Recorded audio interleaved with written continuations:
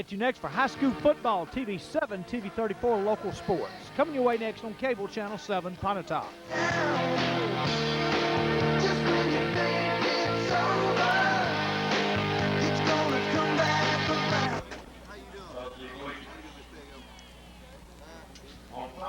And welcome to week 8 of the high school football season, where the stakes are high tonight, where the Pontotoc Warriors travel here to Ripley to play the Ripley Tigers in a Division I Class 3A football matchup, where both teams come in, Pontotoc coming in 7-0 and the overall record, of course, and of course the Ripley Tigers 6-1 with 1 loss in division play. Of course, Pontotoc undefeated. Paul, big matchup tonight.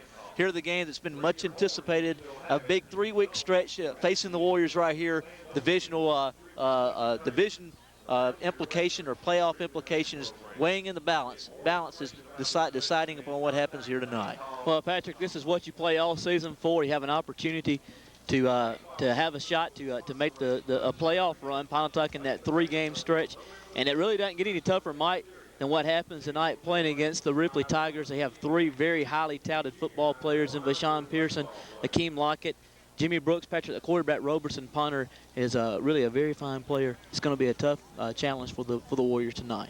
It really is. We should see a good ball game here tonight, and we're looking forward to be a great night here at Tiger Stadium here in Ripley. Well, that ought to be entertaining. As we mentioned a few moments ago, Ripley here with 1 loss, 6-1 overall. And of course Pontotoc 7-0. Of course, both teams are no strangers to success. Both of them with storied past here in high school football with great traditions. Paul, it ought to be an entertaining football game. Last year, these guys really took it to us. They came to Pontotoc and really laid the wood to us there as they came in with their backs to the wall after facing a big loss to Kossuth last year, 38-7. They responded and came in and really laid it to us. And to be quite honest with you, it took the Warriors out of the playoffs last year. So the Warriors definitely know what can happen. 1 loss, and you can be in a lot of trouble in this division. Well, 1 loss tonight, Patrick, could probably actually mean a possibility of not even making the playoffs again for the 2nd straight year. And not only that, Patrick, the playoff implications that you talked about a couple minutes ago are definitely going to be decided here, the fate of both of these schools tonight. If Ripley loses this football game, there's a possibility that their playoff run and chances could be over, because they don't have an opportunity to control their own destiny then, and Pontotoc does. Of course, Pontotoc comes into the game ranked 13th in the state of Mississippi. In the Associated Press poll, I think Ripley is ranked 20th. Maybe Pontotoc is ranked 14th, actually, and Ripley 20th. And so there's implications, Patrick, all around the state. This is probably one of the bigger football games in the Magnolia State tonight. Well, Mike, the Tigers lost an earlier matchup against Corinth, so they're already down in the division with a loss. Yeah, as Paul mentioned, 1 more loss, and they probably can pack the bags. This one's over. They win tonight, though. They put themselves in position to really be a factor in this thing, because, of course, Pontotoc still has a matchup pending with Corinth in a couple of weeks there at Corinth. So a big matchup between these two tonight. Yeah, it really means a whole lot, this game here. It's going to really have a lot to do with what goes on the rest of the season here, but Pontotoc definitely has to take care of business here tonight, and with a win tonight, they definitely could help their own cause. Well, there's been some great matchups, Paul, between these two teams. I mean, we can look back. You and I have covered a couple through radio and, of course, as well, a couple of other games. There's been some tremendous matchups in the past. Some big stakes in a lot of games. North half championships, of course, decided between these two schools before. So these two are used to playing each other in big games. Well, Patrick, the 2 games that come to mind the most to me probably are the North half championship game in '92, Patrick, and also the game in '97, as we're going to get our national anthem at this time. Stay tuned for Tigers and Warrior action. The United States flag will be flown at half-staff in compliance with the presidential order to honor the lost crew members of the USS Cole. Singing the anthem tonight is Ripley High School singer Dexter Collier.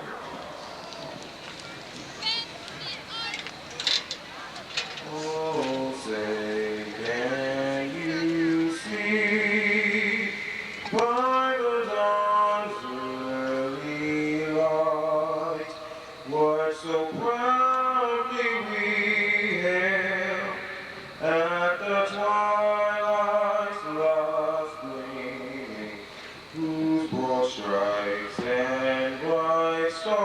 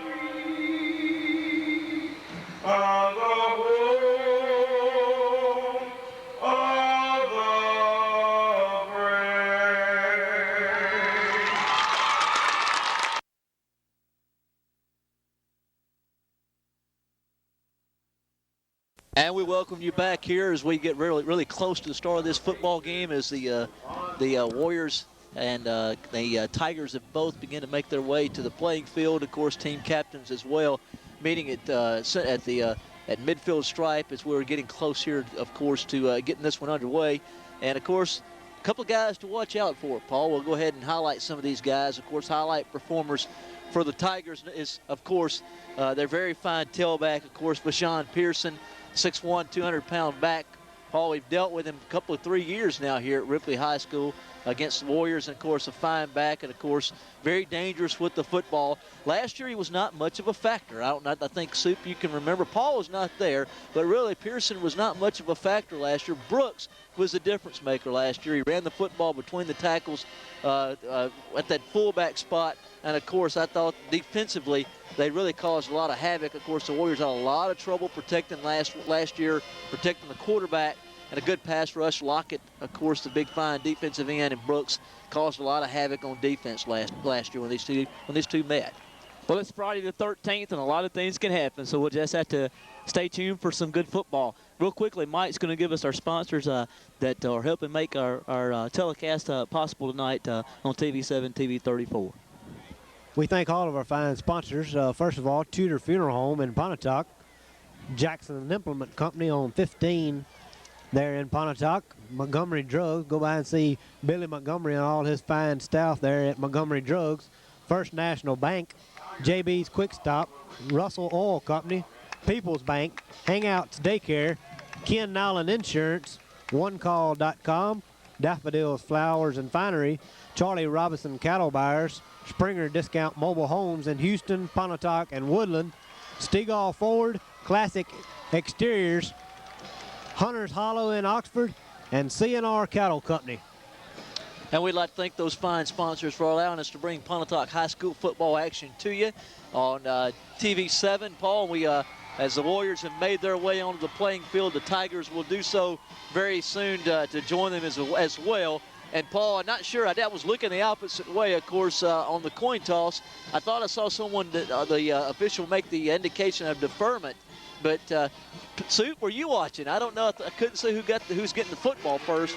But I'm not exactly sure who got the coin toss there, but we're very close to action here as the Ripley Tigers enter the playing field. Someone deferred, is all I know. I'm not sure because I saw the official make that indication. But Paul, as you mentioned a few moments ago, last year, of course, Brooks was the difference, we thought, for Ripley. The Warriors will definitely have to somehow match the speed of Pearson. They got to do a good job of containing him, keeping him out inside the tackles, because if he gets the corner, he's a guy that can take it to the house anytime he touches the ball. Well, you got to keep him in the tackle box, Patrick. You always have an opportunity to keep him kind of hemmed up if you can keep him running the football between the tackles and let your defensive linemen and linebackers kind of slow him down until help arrives. But it's going to be a lot of fun to get that. Like you said, Patrick, 2 years ago, the Brooks young man was the guy that gave us a lot of problems as well. As Bill, as you get real quickly an opportunity to look over close to the band over there, look at the sign. It says Friday the 13th. I don't know if you're able to pick it up.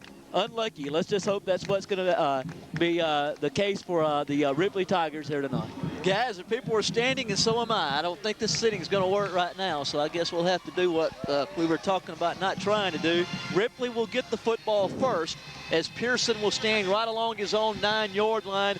Bass will kick off for the Warriors, and Ripley will get the football first, as, of course, the little mimic from Pearson back here mimicking the Warrior band. I saw quite a bit of that during the pregame from the Tiger players. Yeah, they've been doing that ever since they broke onto the playing field here, and we're here waiting the kickoff right now by Bass as he's coming forward on the ball as we speak. And Bass will step forward, and this time he will kick it, and it will be Pearson at his own 10. Sets the return, middle return. He looks over the 20, finds a seam, and he's over the 35 up to the 37. And the Tigers will set up shot first and 10. I think that for the Warriors, it appeared to be Rob Pickett making the tackle on special teams for the Warriors. Ripley will set up shot first and 10 from their own 37-yard line. And this is going to be the matchup that I've looked forward to all night long. Is going to be the Warrior defensive football team against this high-powered offensive squad from Ripley. Should be the matchup of the game if the Warriors are to be victorious tonight. need to be successful defensively. Robertson will set an eye in the backfield behind him as he will give it to Pearson on a delay. He's over the 40 up to about the 42. I believe Kevin Westmoreland for Pontotoc, or Kevin Westbrook's 5 yards on the play will bring up 2nd down and 5 for the Tigers. Well, good job that time on 1st down, getting 1st down yardage that time by Pearson, Patrick. You said last year he didn't play particularly well against Pontotoc and at Pontotoc. Young man, I'm sure would love to come out with a vengeance tonight and play well in his senior campaign. Eye again in the backfield, rolling to his right. Robertson under heavy duress, going to elude a couple of guys. A flag laying on the middle of the field, and passes knocked away on a good job of recovering on the football by Brian Rucker. The receiver was open momentarily, but he had to wait for the football to get to him, and Rucker did a good job of closing and knocking it away, Mike. Yeah, he really did. Rucker's got a lot of speed, and definitely needs to keep the receiver in check. He was able to recover that time because of the rush there by Logan, but illegal procedure was a call on the field. Yeah, it looks like it's going to cost the Tigers 5 on the illegal procedure violation, and it'll be 2nd down all over, 2nd down at 10. Very impressive play by Rucker, Paul. Well, a good job that time, Patrick. As a defensive back, you're taught to get depth, and that time Rucker did a good job of just getting depth in the secondary and making the play on the football. And, of course, the holding penalty, the illegal procedure penalty marks him 5 yards back as well. Tate is a near side receiver. In the slot will be Jordan as he'll give it to Pearson. Pearson slashing over the 40 up to about the 41. Will be a gain of about 3. Will bring up 3rd down, 7 yards to go for the 1st down. And the Tigers will be facing a possession play, the first possession play of this football game. And I believe, if I'm not mistaken, Mike, who was the young man that made the hit on the play? It was that was Dietrich Clark, 22. He ran into a brick wall all of a sudden there, and Clark stopped him dead in his tracks. 3rd down, we'll call it 6. As a near side receiver will be Hatch. An eye in the backfield as they'll run another delay. It's going to be Pearson sliding along the 45 to the 46. Going to be shy of the 1st down. Good stand by the Warriors defensively on this initial possession defensively. Well, a good job that time defensively, Patrick. A good series for the Warriors to get off to a nice start. Defensively played well on the first drive, and a possession play here for the Tigers. And Robertson, I think, will stay in the football game. There's always an opportunity, you're sure, with a quarterback punter type combination with Robertson in the game. You never know what that young man might do with the football. Well, the fine punting Brandon Robertson, of course, we know he can flat put the foot to the football. Will kick the football, and of course Ron Winter will set back inside the 10. And a good driving punt by Robertson. Winter will take it at his own 10. Not anywhere to go. Now he eludes a tackler, gets back to the 10. The ball popped free momentarily, but I think he alertly picked it right back up. Well, boy, that shows you what an effective punter can do for you. Put him in a long way to go. 1st and 10 for the Warriors from right along the own 13-yard line. And of course, possession of the football for the Warriors, but of course, field possession for a plus for Ripley right here, Mike. Yeah, that was a real great punt there. Most people in high school sports overlook the kicking game, but it can definitely be an effective part of the game in a big game situation like it is here tonight in Ripley. Jason McBride will have his crew in for that point. It'll be Big Ellis Scott up to along the 20-yard line. Paul Ellis, good job and a good pickup on 1st down. Well, you know, Patrick, Ellis did a good job, Patrick, that time finding a positive yardage on 1st down. Reminds me of the game that we played here 2 years ago. Tremaine Bryson was a young man that really had a good football game that night, Mike. Not sure if you remember the game, but the young man played very well. Yeah, that was a great breakout game for Tremaine Bryson a couple years ago here at Ripley, and Pontotoc needs to keep this drive going here. 2nd down and 7. They'll give to the tailback up to about the 20 to the 21-yard line on the carry for the Warriors. I believe it was at James White on the, actually, excuse me, guys, I don't know who carried the football, but gain of a couple will bring up 2nd down and 2 yards to go, and a possession play, actually 3rd down and a yard to go for the 1st down for the Warriors. First possession play of this football game for the Warriors, as they'll have their short yardage situation intact, everyone in tight. Ellis got the lone back in the backfield. He'll get the carry and doesn't need much. I don't know if he got the 1st down. He didn't need a lot. Really bottled up along the line of scrimmage, and I don't know if he got it, Paul. No, it looks like he's going to be short, Patrick. Good penetration that time by the defensive line from Ripley. And it looked like the man, Patrick, that you would expect to make the play. Lockett was the young man that stacked everything up in there and made a good defensive stop. 4th down and less than a yard to go, and the Warriors have got everyone in, so they're either going to go for it or try to just draw them off sides. But again, they have everyone in tight. Big play here early in the game. Coach Robbins maybe gambling a little bit. I think they're just trying to draw them off sides as McBride goes to that long, hard snap count. Now calls a timeout. Ripley discipline on defense, and the Warriors burn a timeout. Yeah, great job by Ripley of keeping everything intact there, and Warriors call a timeout. And we have timeout on the field. We'll take it with them. We'll return after these messages.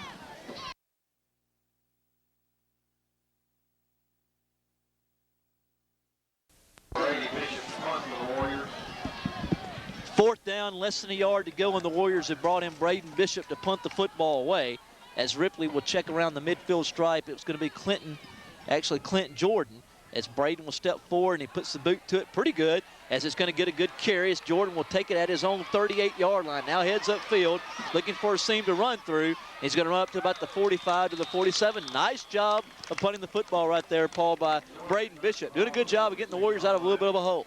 Well, we talked about it a couple of minutes ago.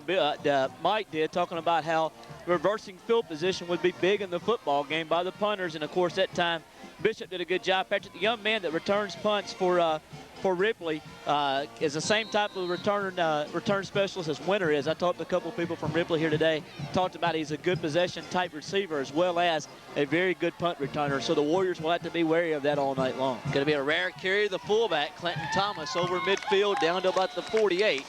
As Rob Pickett will drop in right around that spot, but not before he picks up 5 on the play. We'll bring up 2nd down, 5 yards to go, and a rare carry for the fullback, and taking advantage of it is Mr. Thomas. Well, he picked up 5 yards on the play. Good job that time by the forward wall on the interior line that time from Ripley, opened up a little bit of avenues and holes for him to run the football in between, and that time the young man did a pretty good job of running the football. 2nd down, 5 yards to go again. Toss sweep to the left. It's going to be Pearson trying to get the corner, eludes a guy, gets over the 40, still running over the 40 down along the 37-yard line, and picking up a 1st down, the first down of the football game. It's registered by the Tigers, and they'll move the chains. Well, unfortunately, that time Patrick Rob Pickett had a chance to knock him off his feet on a little toss sweep somewhere around the line of scrimmage and was unable to do so. And unfortunately for the Warriors, it cost them probably about 15 yards as the fine tailback Pearson did a good job of getting in the secondary and picking up very nice yardage after contact. Boy, showed some incredible leg strength there, Mike, keeping those legs moving forward and breaking some tackles. Yeah, the Warrior defense is definitely not going to be able to arm tackle tonight. They're going to have to lock up and bring the runners to the ground. We have a shaken up Warrior over here on the near sideline here. I'm not exactly sure who it was that got injured, but the training staff from Pontotoc has come across to take a look at this. And of course, to see the Warrior players here huddled up, saying a little prayer for his behalf, as of course unable to pick up who that young man was. Of course, we're obscured by the Ripley players here in front of us. Our vision is, so we're not quite able to pick up who that injured party is for the Warriors, Paul. But hopefully the young man will be okay. Hopefully it's not anything real serious here, but a lot of concern on that field right now. We got timeout on the field. We'll take it with them. We'll return after these messages.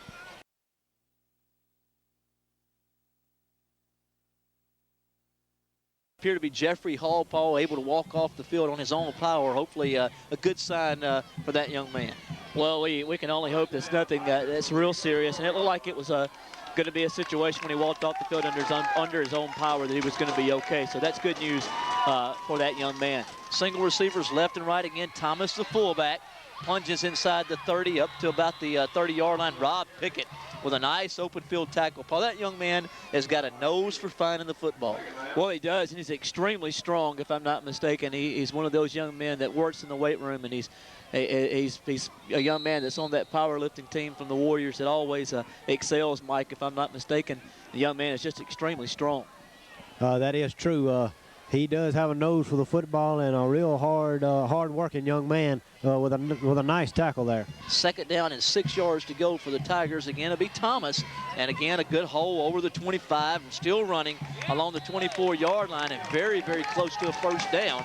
Paul, they're doing a little dive play to the fullback and finding some success with it early. Well, when you have an opportunity to exploit a defensive line, Patrick, you can when you have a running back on the caliber of Pearson, because you have to respect that play to an extent. But by the same token, you have to respect what Pearson's going to do, and it opens up some holes for that young man to run the football. Obviously, you're exactly right, Paul. There's going to have to be the Warriors going to have to really do a good job on the defensive front to negate that play here if they're going to be successful in this football game. Again, they give it to him again, this time over the 25 down to the 23, and a first down for Thomas, as he's going to be stopped and dropped right there at that spot. Looked like for the Warriors defensively was Kendall Crum making the play, but not before he earns a first down. It'll be 1st and 10 Ripley from the Warrior 23-yard line. Well, at that time, Patrick, they did the same thing that they have been doing. So giving the football on the dive play to Thomas, to the fullback. Don't be surprised right here if Mr. Pearson gets his hands on the football. First down and 10 for Ripley from the Warrior 23-yard line, and eye in the backfield. It'll be Pearson on the delay off left tackle. Big hole inside the 10, inside the 5, down to along the 3. And it'll be first down and goal to go for the Tigers after the nice 20-yard run ripped off by Pearson. Well, he did a good job, Patrick, once he got in the secondary. And again, Patrick, he was one-on-one on the defensive back for the Warriors, Patrick, and you have to try to make a play, and it's awfully hard to make a play on a player the caliber of Pearson. And that time Pearson won the battle. They're 1st and goal from the 3-yard line. First and goal to go from the 3-yard line as they bring in of course, their big power package. I see Brooks has came in here, Paul, at tight end now, along with Lockett in the backfield, and full house backfield, and Pearson really met right there at the line of scrimmage and dropped right along the 3-yard line. And Mike, if I'm not mistaken, that was big Ellis Scott that came up with the tackle, and I mean, he really met him in the hole, and it met him with some authority. I doubt he really runs straight up like he did that time very many times, going into the middle with Ellis Scott coming at him anymore tonight. That might have gotten his attention there, and but nevertheless, it is 2nd and goal down close on about the 3-yard line. And I again set in the backfield behind Robertson, tall sweep to the right, and Pearson plunges inside around the 1-yard line. Looked like Pickett did a good job of getting a piece of him in the backfield, got good penetration, and slowed him up. It'll be 3rd down, goal to go from around the 2-yard line, and the Warriors right here need to back their ears and come after him, Paul. Well, big play defensively here for the Warriors, Patrick. As you're probably astute in saying this could be a type of possession that could be a landmark type possession in the football game. 3rd down and goal to go from the 2-yard line as Robertson's in a lot of trouble and dropped right along the 11-yard line. Looked like getting back there was James White. I believe Braden Bishop, though, was an individual got the initial penetration, Paul, and did a good job. And, of course, he got help from James White as they drop him right along the 11-yard line. Not sure if it was White or Pickett. It may have been Pickett. I'm not sure. Was it Pickett, Mike, that got back there? I couldn't tell. It was James White back there in the backfield. He came in the goal line stand there as an extra linebacker and took out a defensive back, and he was the one back there causing the havoc right there. As Luciano Perez will come in to kick the field goal for the Tigers. It will be a 28-yard attempt. The kick is on its way. It's got the distance, and it's good. 28-yard field goal by Perez as the Tigers have drawn first blood, but a good job by that Warrior defense. 3 minutes, 5 seconds remaining in the first quarter of play. Ripley 3, Pontotoc nothing.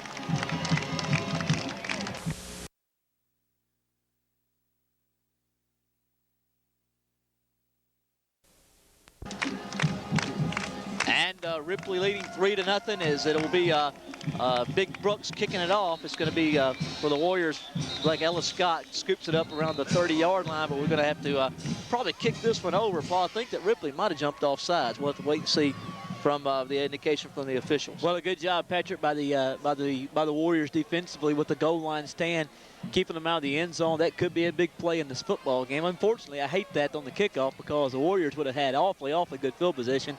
And I like Big Ellis picking the football up on one bounce and motoring upfield with a little bit of real estate in front of him. Somebody might have to make a tackle on him. He might be hard to bring down. Jimmy Brooks will now back it up 5, and of course that's going to cost him 5 yards in penalty yardage, and the Warriors should generate some better field position again, of course, after the penalty. So he'll step forward from the 35 and kick again. Good chance for Ron Winter here to get a good return here if he can get his hands on this ball here. And it'll be Winter who'll get it at the 20-yard line. The Warriors set up the sideline. The return here is Winter still over the 35 up to about the 36-yard line. This time the Warriors have a little better field position as they'll set up shop 1st and 10 from their own 36. Well, I mean, good job that time by Winter of getting the football in good field position for the Warriors. I thought that time, I looked that time and watched the kickoff team. It looked like the same guy that jumped off sides jumped off again, Mike, and they didn't call it. I don't know if you saw it as well. You're exactly right. He did jump a little quick, but no call that time. 1st and 10 Warriors from right along the 36-yard line as McBride will have Ellis Scott, the lone back in the backfield behind him. Had two wings, both left and right, as Winter will come in motion from the left. As it'll be Rucker getting the football over the 35, trying to get the corner. Does so over the 40 up to about the 45-yard line. That's a late hit. Man, a lot of activity on that sideline. Of course, no late hit, whistle, but I tell you what, good pickup on 1st down by Rucker. Well, a good job that time by Rucker running, getting on the perimeter and making something happen. And of course, we're a long way away from the sideline here. So, Mike, I could be wrong, but that definitely looked like there could have been some extracurricular activities on the sideline as well. Yeah, it really did. It looked like he stepped out of bounds about 2 yards before the last hit that brought him to the earth there, but no call. Interesting formation right here for the Warriors. They give it to James White, a little sweep to the left. White's over midfield inside the 46-yard line. Again, a good pickup of 6 yards on 1st down. We'll bring up 2nd down and 4 yards to go. Well, they had White, and I guess what you would almost call an H-back position somewhat that time, and just a really quick toss sweep to the left. Basically almost like a little forward, well, it wasn't actually a forward lateral, but just a quick little pitch to him, and the young man did a good job of finding running room into the Ripley side of the field, and the Warriors pick up a 1st down, first down of the football game.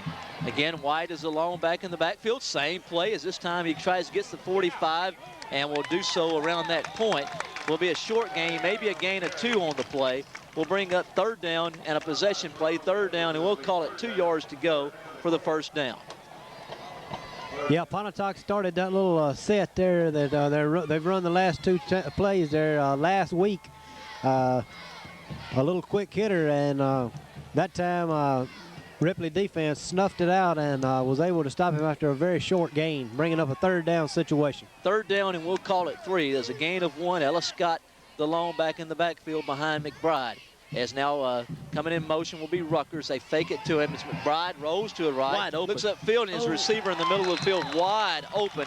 But Paul it was behind him as Barry Logan was running free right along the 30-yard line, Paul, but he threw it behind him. Well, he had Logan wide open, Patrick, around the 35-yard line. There was nobody within 10 yards of him. And unfortunately, the ball was just thrown behind him, and that might be one that you'd like to have back if you're Mr. McBride, but unfortunately not able to do so. Big play right here for the Warriors, Patrick. Need to punt the football well again here with Bishop. Pin them back and let your defense play again. Braden Bishop will check into the football game to punt it away as he stands right along the Warrior 45-yard line. Jordan again standing right along the 20 as Bishop steps forward, and this time a low line drive, but again gets pretty good foot in the football. Jordan takes it around his own 9-yard line, looking to get the sideline, and gets it up to about the 23-yard line and is dropped at that point as it'll be 1st down, 10 yards to go for the Tigers from their own 23-yard line, leading 3-0 with 1 minute and 18 seconds remaining in the 1st quarter of play. Well, you have to like it if you're a Warrior fan somewhat. You're kind of withstanding some punches and hanging right around, Patrick. Only down 3-0. Could be quite considerably more than that, Mike. But fortunately for the Warriors, it's only 3-0. You're exactly right. A great goal line stand last time by the Warriors. Got them pinned back on about the 23-yard line to start this possession. And it'll be Pearson off right tackle, looking for a lane to run through over the 25 along the 27-yard line, a gain of about 5.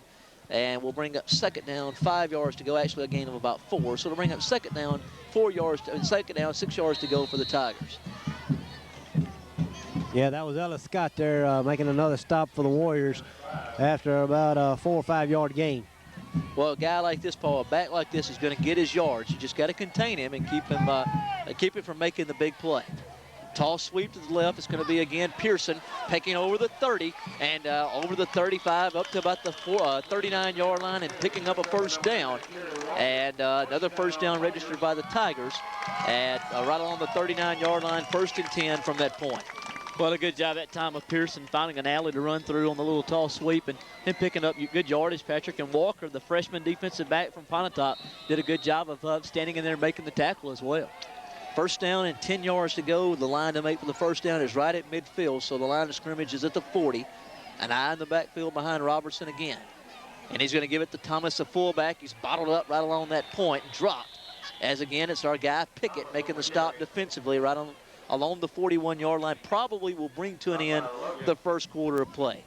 We've played through one, and the Tigers lead 3-0 as we get ready to begin the second quarter of play.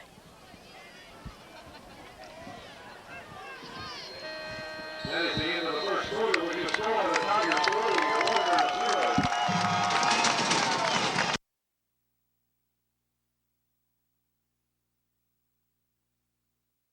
Robertson as he'll drop straight back to throw, looks upfield, throws the pass on the fly pattern to his receiver who's open, and Jordan had a step on the DB, Paul, but he let that one get through his hands, incomplete. Pretty well thrown football right there, Mike. Yeah, it really was. Walker, this freshman defensive back with Hall getting hurt, is really getting tested here, getting into a real pressure situation here tonight at Ripley in the first real action he's really seen all year to amount to anything. Excellent point. And you're exactly right. And of course, Jordan is a young man, Patrick, that they talked about. I talked to some Ripley people that kind of reminds you of Ryan Winter for us, and he's a young man that's very, very talented and is a senior. So I'm sure they'll want to exploit that situation. I'm sure the Ripley coaches are probably focus on that particular player as well. As they run a little reverse, it's going to be Thomas Jordan trying to get the corner, not going to be able to do so as he's hit around the 46-yard line. Good job of lateral pursuit defensively by the Warriors and stringing that one out. And it'll be fourth down, and the Tigers are going to be forced to punt. Big stop defensively for the Warriors, Mike. Yeah, that was Dietrich Clark again with another good hit. And bringing up about a 4th and 5 situation, and we'll get to see Mr. Robertson again with a leg here. Ron Winter back deep awaiting the punt. Could it be possible that this guy might hit one off the side of his foot? Boy, he's awfully effective. You know, we saw him during pre-games and heard a lot of talk about how good he could punt the football. And again, he hits a pretty good one. This one kind of knuckles a little bit on him, but Winter fumbles the football momentarily. And now we'll have to wait and see who picks it up. I think the Warriors, fortunately, may have gotten it back. That was a hard football to catch because it was knuckling, Paul. Ron had a hard time of gathering that one in, alertly was able to pounce right back on it. And that's the one thing that you worry about with a punter that's a weapon like Robertson. He as a young man, Patrick, that's so good at what he does. I'm sure a lot of these returners don't face someone as good as him every week in and week out. And when you face him, you really have to be on your A game if you're a returner, because you're going to get some pressure because the ball's going to have some hang time. And you're going to get hit if you're not ready to make the play. And that time Winter did a good job of getting back on the football. Again, the Warriors have pretty tough field position. 1st and 10 along their own 17-yard line as they'll give it to Rucker. And Rucker finds real near the 20-yard line. Actually, it's not going to be Rucker. Yeah, it's actually Rucker up to real near the 20-yard line. Will be a gain of 3. We'll bring up 2nd down and 7 yards to go. A little misdirection that the Warriors show again, Mike. Yeah, Rucker had a closed-up gap there to begin with, and after he broke the line of scrimmage, one man tripped him up. He had a few more yards ahead of him if he could have broke that initial tackle. 2nd down, 7 yards to go for McBride, as McBride will have his team in motion from right along the 20. Scott again alone back in the backfield behind him. As Rucker comes in motion again, as McBride rolls to his right, now looks upfield, sets the screen up for Rucker. Rucker's in a lot of trouble and dropped right along the 13-yard line.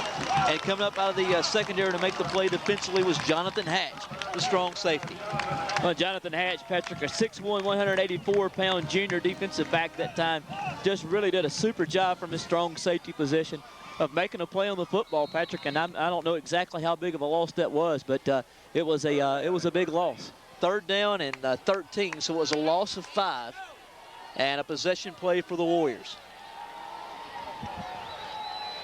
As McBride and crew will have it from that point, is going in motion from left to right will be Winter. McBride drops straight back as he sets up the middle screen, and it's going to be McBride.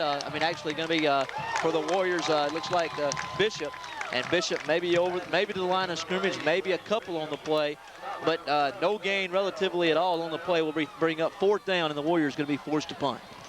Well, a good job at that time, Patrick, of diagnosing the screen that time by the Ripley linebackers, and Winter just wasn't able to find any avenues at all to run the football after he made the catch.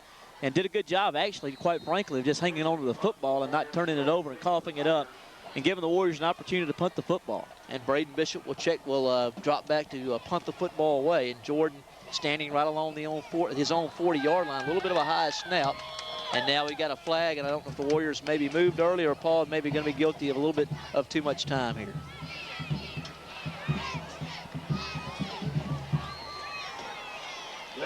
Legal procedure against the Warriors going to cost them 5. And boy, this important field position, again, being set up by the punter, doing a good job of taking field position away from the Warriors, Paul, and again, putting the Warriors in a hole offensively, and of course now the Warriors punting from deep in their own territory. And this is where you have to watch a young man like Jordan, Patrick, when you have to really max protect when you're deep in your own territory. So there's always an opportunity for the young man to have an opportunity for a good return. High snap. Bishop does a good job of just gathering it in as Jordan goes over the 30 and gets around the 29-yard line, but an excellent field position. I think I see a flag lying right along the 20-yard line, and hopefully this one will be against the Tigers and negate some field position.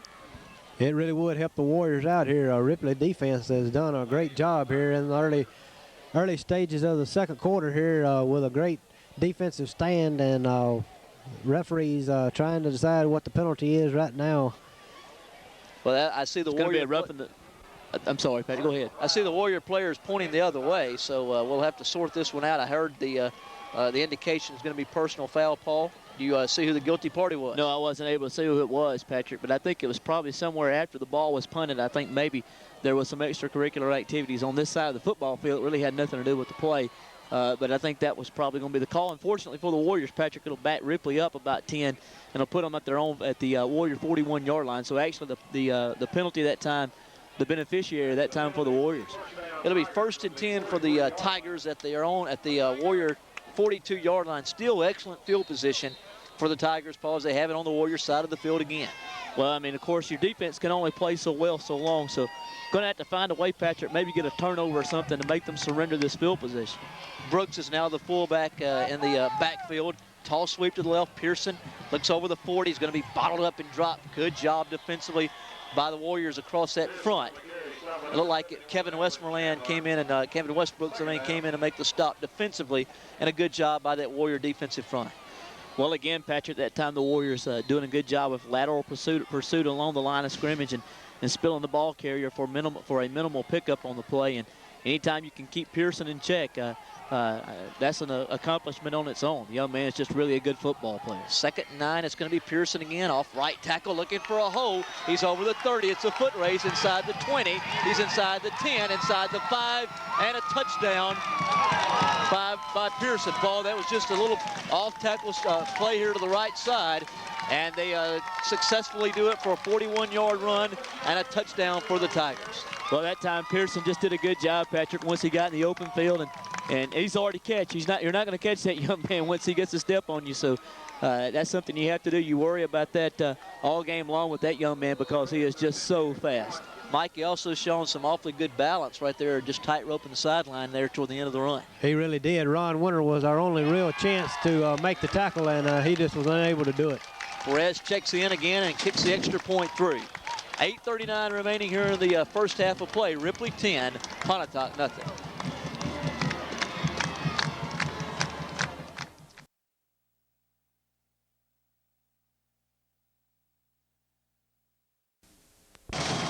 And we return as now we've got again movement across this front, and now the officials will throw the flag, and it looks like that the Tiger is going to be guilty again of an illegal procedure.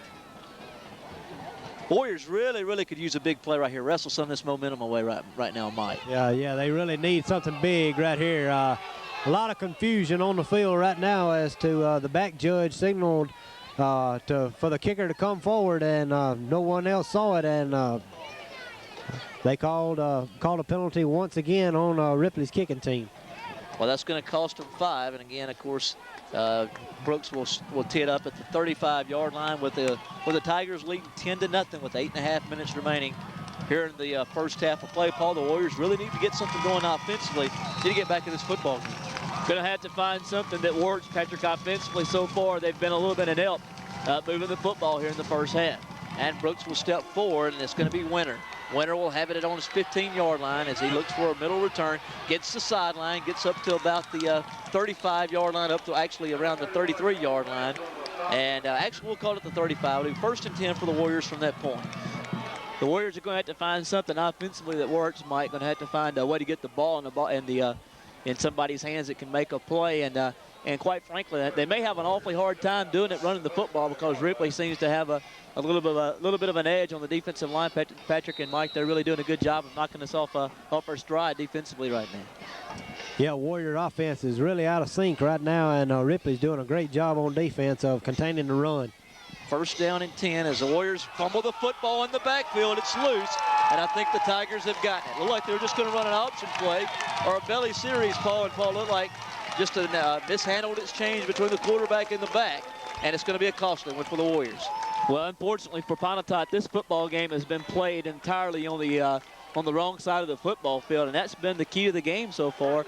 And unfortunately, you can't put your defense in these positions all night long and expect to have an opportunity to win. The Warriors desperately need to make some type of defensive stop right here to get the football back, and at least if you can't hold them to any points, at least hold them to a field goal opportunity.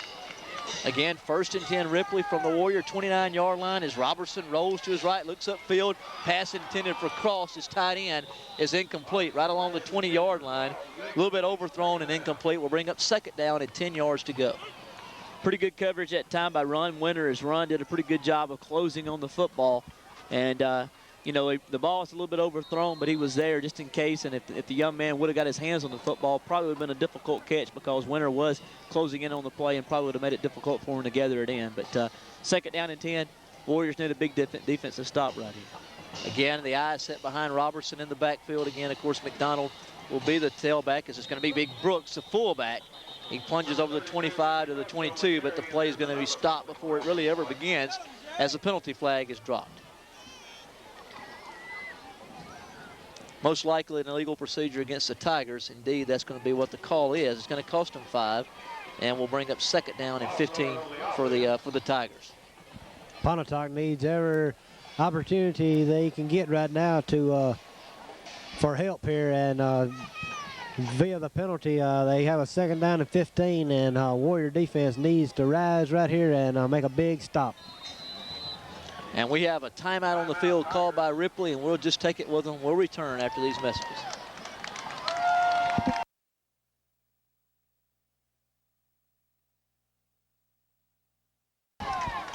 2nd down, 15 yards to go for Robertson and crew. Jordan will come in motion from left to right. He's going to give it to Pearson off right tackle, trying to get the corner. He goes inside the 35 along the 30-yard line. Paul just did a good job of just picking his way and finding something that was not really there. Well, you can just tell, Patrick, that time Elvin Chandler was a young man that was pursuing him along the line of scrimmage. And the one thing that Pearson does, Mike, is he makes your defensive linemen be disciplined. They're always worried that he can bust it because you can tell by watching them, they're worried that he's going to take it the distance. So you have to be disciplined with him. Yeah, you really do. Discipline's a big part of this defense here tonight for the Warriors, and they kept him in check that time. Chandler went off the field a little bit shaken up on the play. He's been kind of hurt all year. Coaches bragged on him early in the year that he was going to be a player, but injuries kept him off the field most of the year. Robertson rolls to his right. He's got his receiver wide open. Jordan just walks into the end zone.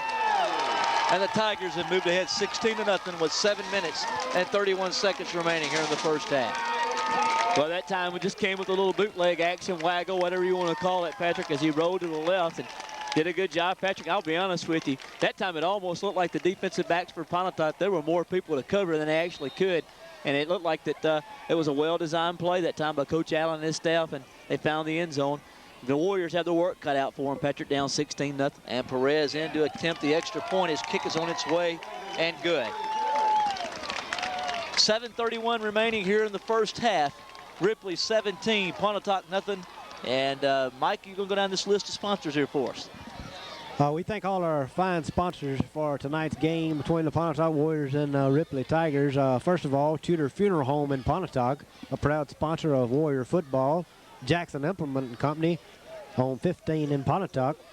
Montgomery Drugs, First National Bank, Buddy Montgomery and crew taking care of all your financial needs. JB's Quick Stop, Russell Oil Company, Don Russell and staff. People's Bank, Hangouts Daycare, Ken Nowlin Insurance, OneCall.com. Back to live action here at Tiger Stadium. And of course, the Ripley fans here in front of us alive, and of course, very much so alive here, Paul, as they've got a lot of emotion here in this crowd right now. And boy, it's a big game, and so far, Ripley has really stepped up and played well in this first half. Well, they've totally dominated the football game, Patrick, and right now their fans are really into it. And boy, Brooks really gets a foot in this one pretty good. Boots it in the end zone. And the Warriors, again, will not have very good field position. 1st and 10 from their own 20-yard line. Well, that's been the Achilles heel right now for Pontotoc this entire first half, as they haven't had an opportunity to have very good field position. It's really played a tough role in what's happened here in the football game, Mike. It really has. Pontotoc's had their back against the wall most of the game so far, and they definitely need something positive here in this last 7 minutes and 31 seconds of the first half to get some momentum back in the swing of Pontotoc's way. 1st and 10 for the Warriors from the 20, and a timeout on the field. Now the flags come in. I think the Warriors are going to get the timeout before the flag is thrown by the line judge. We'll have to wait and see, though, well, from the official indication on the field. It looked like to me that time Winter was the young man that actually called the timeout, and you know that's kind of rare. Usually, Mike, you see a quarterback actually call the timeout. That time Winter was the young man that called the timeout. Now the officials call illegal participation against the Warriors, and the Warriors will get to keep their timeout, Paul, but unfortunately lose some penalty yardage. Well, unfortunately, Patrick, that the illegal participation will always outride the timeout, and they'll give that call to the always, Patrick, as the Warriors were guilty of the infraction. That backs them up 5 more. Yeah, Pontotoc broke huddle with 12 men. 1st down and 15 yards to go, as they'll have Dedrick Clark as the tailback. They're going to give it to the up man for the Warriors, like it's going to be on the carry, Ellis Scott. And Scott rumbles over the 20 up to about the 21-yard line. A gain of 6 will bring up 2nd down, 9 yards to go for the Warriors.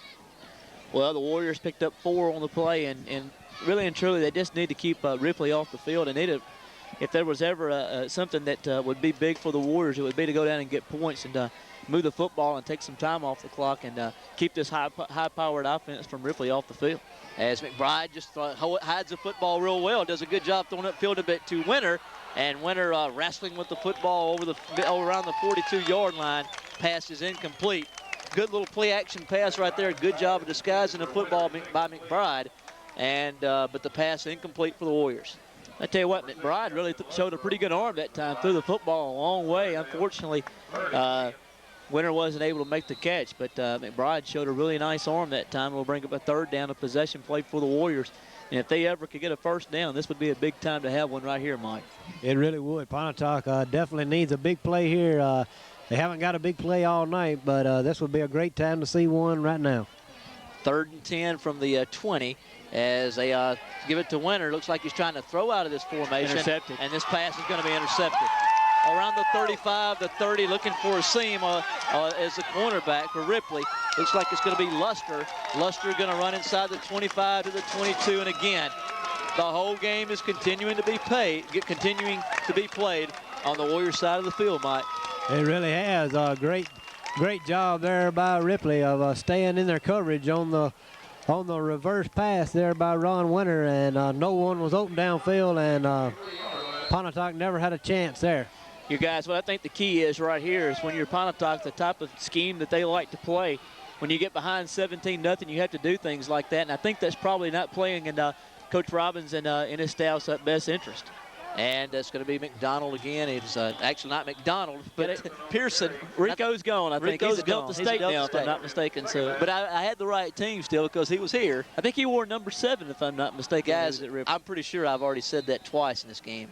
I think I did that earlier as well. I think I called him McDonald a few moments ago, but Pearson. Well, Rico was a very good football player as well as Vashon. So there's no injustice in saying that to that young man. Well, it's a gain of 3, 2nd down and 7 for the Tigers.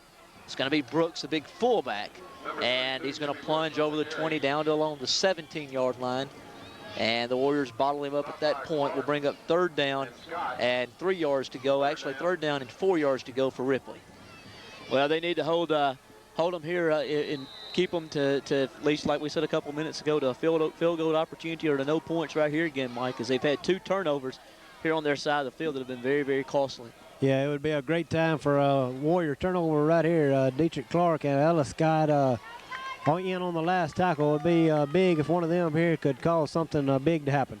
Again, they're going to give it to Pearson, trying to swing the left side. And again, this time, James White doing a good job to make the stop, and the flag comes in here late as the official throws one here at the end of the play. I think it's going to be a dead ball personal foul against the Warriors, and I think this is going to give Ripley an easy first down, Patrick, if I'm not mistaken. Boy, you hate to see that if that's the case. We'll have to wait and see what happened here, but the officials talking about it right at the point of the tackle, and you hope that the Warriors just didn't give them a big break. Pontotoc really doesn't need to shoot herself in the foot. Man, face mask is a call. Indeed, a face mask whistled against the Warriors, and it's going to cost them some penalty yardage and probably an automatic first down for the Tigers. I think it's going to be like 3rd and 1, Patrick, because I believe it's a 5-yard variety, so it will not give them the first down. They'll be, I think, in a 3rd down and 1 play right here, if I'm not mistaken. Actually, 3rd down, less than a yard to go for the first down. And we've got timeout, looks like for measurement. Looks like the officials have called timeout on the field, and we'll have to sort out and see if they're just going to measure and see how far down in distance is from this first down. Couldn't tell who grabbed the mask that time. I wasn't really watching that part of the play. I thought it was probably, some type of extracurricular activity at the end of the play. But unfortunately for Pontotoc, it still hurts. It looked like really and truly that time, guys, that even though it was a face mask penalty, that really it probably had nothing to do with the play at all. Indeed, they stretched the chains, and of course, just shy of the first down. So it will be 3rd down and less than a yard to go for the first down for the Tigers, and basically 2 chances to make this first down. That is correct. It'll give them 2 chances here.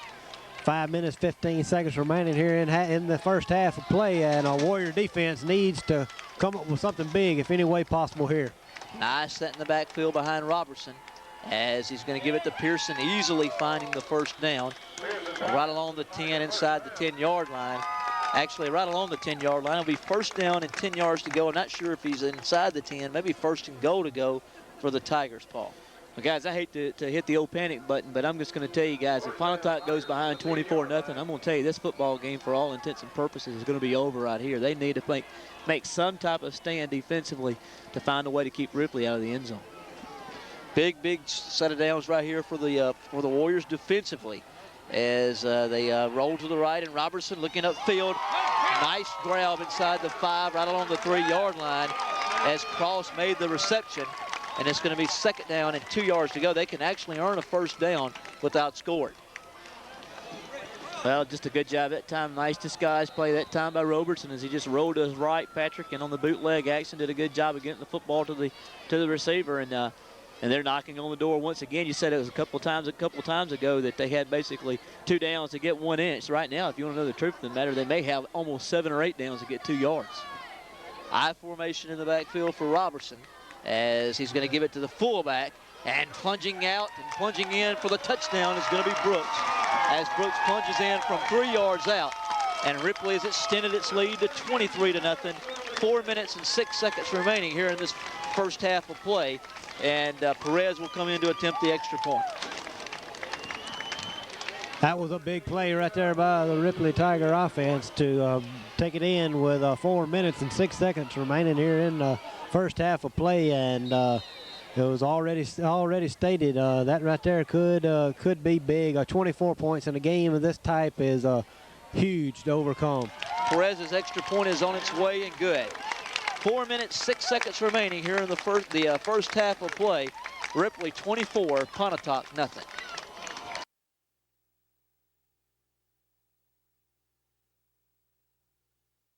Up on the 10-yard line is in a lot of trouble, and Paul, the Warriors are starting up in terrible field position once again. As everything going the way of the Tigers right now, nothing going well at all for the Warriors right now, Mike. Well, go ahead, Mike. I'm sorry. Pontotoc just no momentum at the time. They've kind of been out of sync the whole game, and just really have no positive yardage to amount to anything in this first half of play, and had their backs up against the wall and just nowhere to go, and need something big here for some momentum going into halftime. Well, the Warriors go with two big backs in the backfield. They got Scott and Diedrich in the backfield. Diedrich is the tailback, as Diedrich Clark will run over the 20 up to along the 20, over the 15, right along the 18-yard line. We'll pick up around 5 or 6 on the play. We'll bring up, second down and 4 yards to go. Well, let's just give credit where credit's due, guys. I'm telling you, there's no question Ripley has just dominated the first half in this football game. The Warriors have played basically the entire first half on their side of the field, and that's been the one thing that's been the Achilles heel for them so far. And Ripley has really been very, very impressive. Again, as they'll have the two backs in the backfield, of course, for the Warriors. Second down and 6 yards to go. And it's going to be Ellis Scott. Scott plunging over the 25 up to around the 26-yard line. That the ball popped free. I believe they're going to call it down by contact. Paul, we'll have to wait and see. I tell you what, probably the most fun thing I've seen tonight was that quick handstand by Diedrich Clark. Did you catch that when he got back off the pile? Man, that is impressive for a guy that is 6'5" to do that from on the bottom of a stack. I don't know if Mike was able to pick that up or not.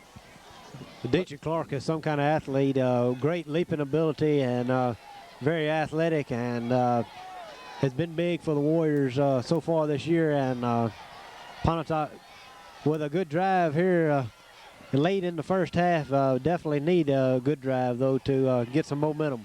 McBride rolling to his right. He's got Braden Bishop wide open, and Braden Bishop not able to handle the football over the 45, right along the midfield stripe. Incomplete. Will bring up second down and 10.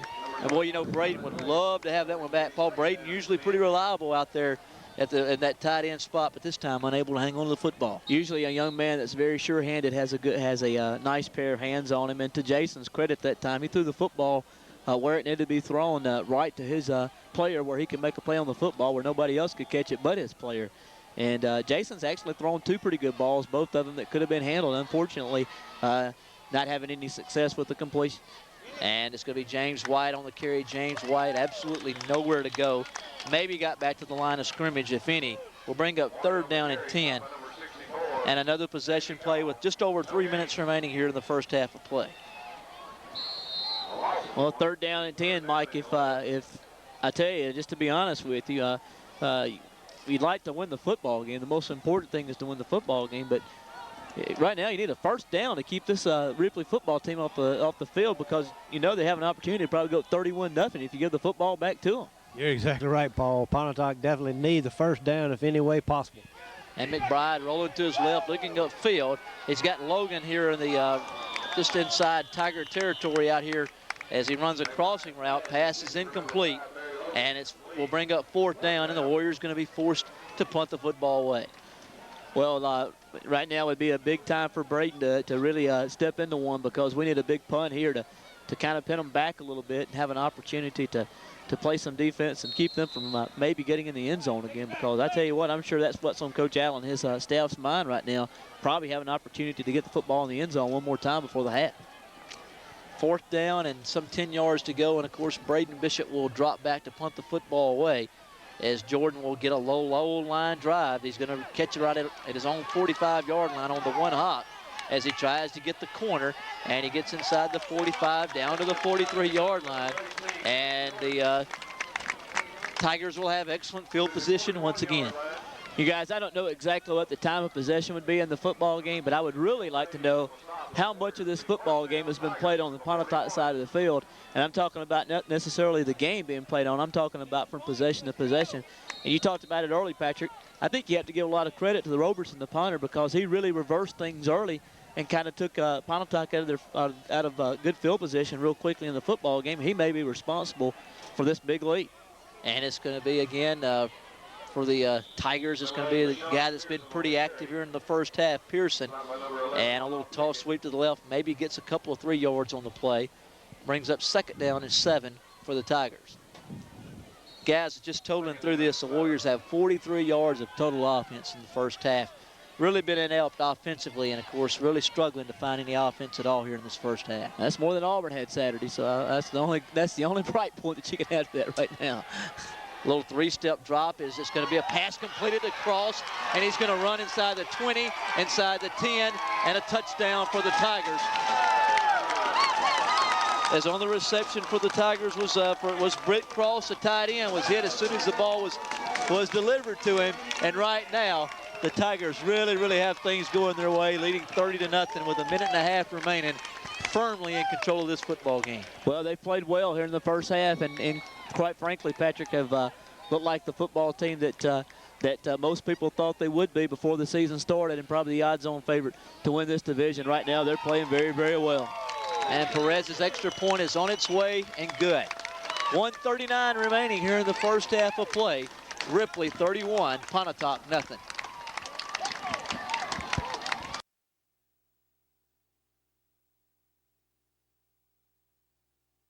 Maybe about the 28. And the Warriors have a pretty good field position for a change. 28-yard line, 1st and 10 or better field position. As I hear the Tigers doing a little chant here in front of us. Of course, one of their players, I guess they call him Moose. Well, I'll tell you what, they can call him anything they want to right now, up 31-0. So quite frankly, just been a football game here that's just been totally dominated, Patrick, by the Ripley Tigers in the first half. And Coach Robbins and his staff have a lot to work on, quite frankly, at the halftime intermission. Little toss sweep to the right, and Ellis Scott and Ellis Paul just hit off stride as Big Akeem Lockett hits him in the backfield. Ellis maybe got back to the line of scrimmage and maybe picked up a yard on the play. Tell you what, hard to pick up any yards at all when you get hit in the backfield. It really is. Pontotoc just nothing going so far. Maybe our band will put on a good performance here at halftime and give something good for Pontotoc anyway. Well, that's the line of the game right there, guys. 2nd down and 9 as McBride rolling to his left.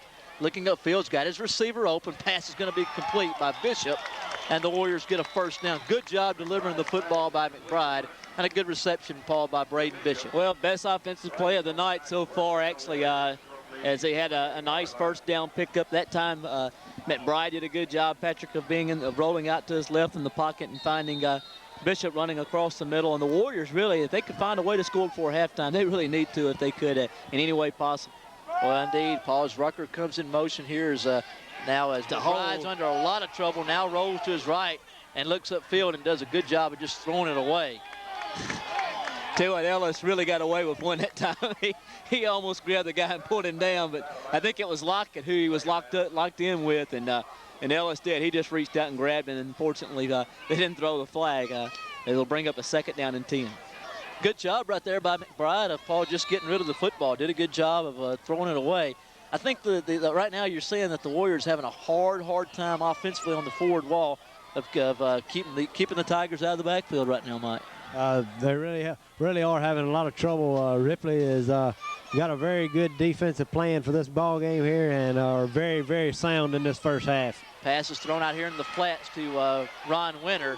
Ron's over midfield along the 47-yard line. The unfortunate thing here, the clock continues to run, and the Warriors are forced to burn their timeout. And I think that might be their last one. Actually, I think they got one more left here in the half. I believe they have one left. If I'm not mistaken, they took one defensively in the first half, and you know, let's give some credit to the Warrior D. I mean, quite frankly, I know they've scored 31 points and they've hung a big score on the scoreboard, Mike. But you know, I'll tell you, quite frankly, they hadn't had to go very far on many of those drives, and you can't do that against a good football team like Ripley. You always have to pin them back as far as you can, and you know, the defense hadn't really played that bad. Unfortunately, it's just been 2 or 3 big plays, a big pass reception, the run by Pearson, and then, of course, the turnover after it was 10-0 to me right now probably is a play that really stands out, that probably puts some distance between the Warriors and probably the Tigers. Good point. Big plays really are a factor here, and we definitely haven't had a lot of opportunities here in this first half, but Ripley is just a very sound football team, and Coach Allen definitely had them ready to play tonight. I think we need Frank Wright, guys. He was the quarterback that led the greatest comeback in NFL history. If we can get him out of retirement in the second half, we can sure use him right now.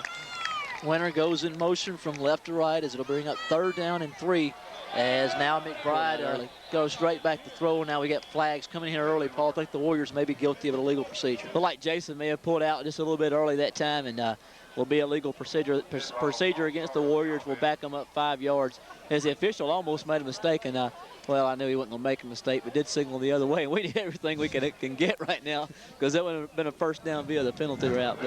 But it'll be 3rd down and 9. The Warriors with a big possession play here. 3rd down, 8 yards to go, just inside Warrior territory, right along the 49-yard line. As 25 ticks all that remain here in the first half of play. As pressure coming right up the middle as they come with a little stunt. The ball pops free again, and the Tigers still running with the football over the 30 down inside the 25-yard line. And returning the fumble will look like Doug Carroll, the 6'1", 204-pound senior.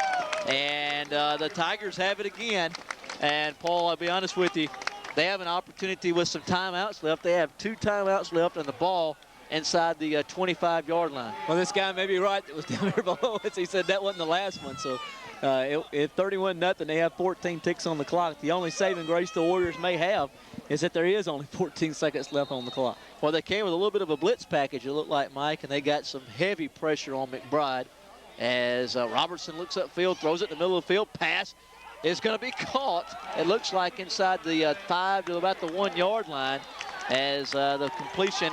And now we'll have to have it looks like a timeout on the field. Boy, that was a strike right there thrown by Robertson. And a 1st down and go for the Tigers from right along the 1-yard line. That was definitely on the rope there. Oh, great pass. Not exactly sure what's going on the field, but timeout is taken by the Ripley Tigers. Let's take one with them, guys. We need to regroup after this one. We'll be back after this message from our local sponsor.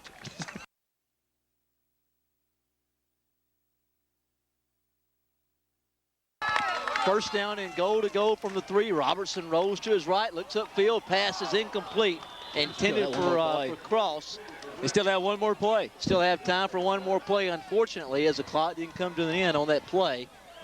And now the decision facing the Tiger coaching staff, I think, Paul, they're thinking about bringing in the kicker here to try to get the 3 points. But indeed, no. Indeed, it looks like they're just going to go for it. Well, I wouldn't be surprised at all. I mean, what's the difference between 34 and 37 or 38 right here? I'm sure they'd like to score as many as they can. I'm sure they could probably get a lot of their young people a lot of action in the second half. So I'm sure that's probably what the coaching staff from Ripley is thinking right there. Tall sweep to the right. Pearson trying to get in the end zone, and he does. 2-yard run by Pearson, and he puts the 37th point on the scoreboard for the Tigers as they now lead 37-0. And that was the last play, of course, of the half. Of course, the Tigers will get an opportunity to kick an extra point. And a lot of emotion here on the sideline for the Tigers as they really, really have taken it to the Warriors here in the first half, Mike. It's been totally Ripley from the opening kickoff, and Pontotoc, I know they're scratching their head trying to figure out what happened here in the first half. And the extra point on its way and good by Perez. Luciano Perez, this extra point, it's good. We played 1 half. It's been all Ripley. Ripley 38, Pontotoc nothing. And a first half dominated by the Tigers, Mike. And to be quite honest with you, the Warriors have a lot of regrouping that have to be done here during halftime here. Try to come back in here and get some things positive going here before this game's over. Yeah, they really do. The coaching staff has their work cut out for them because Ripley has been totally dominated by the Ripley Tigers. And that brings to an end the first half. Ripley 38, Pontotoc nothing.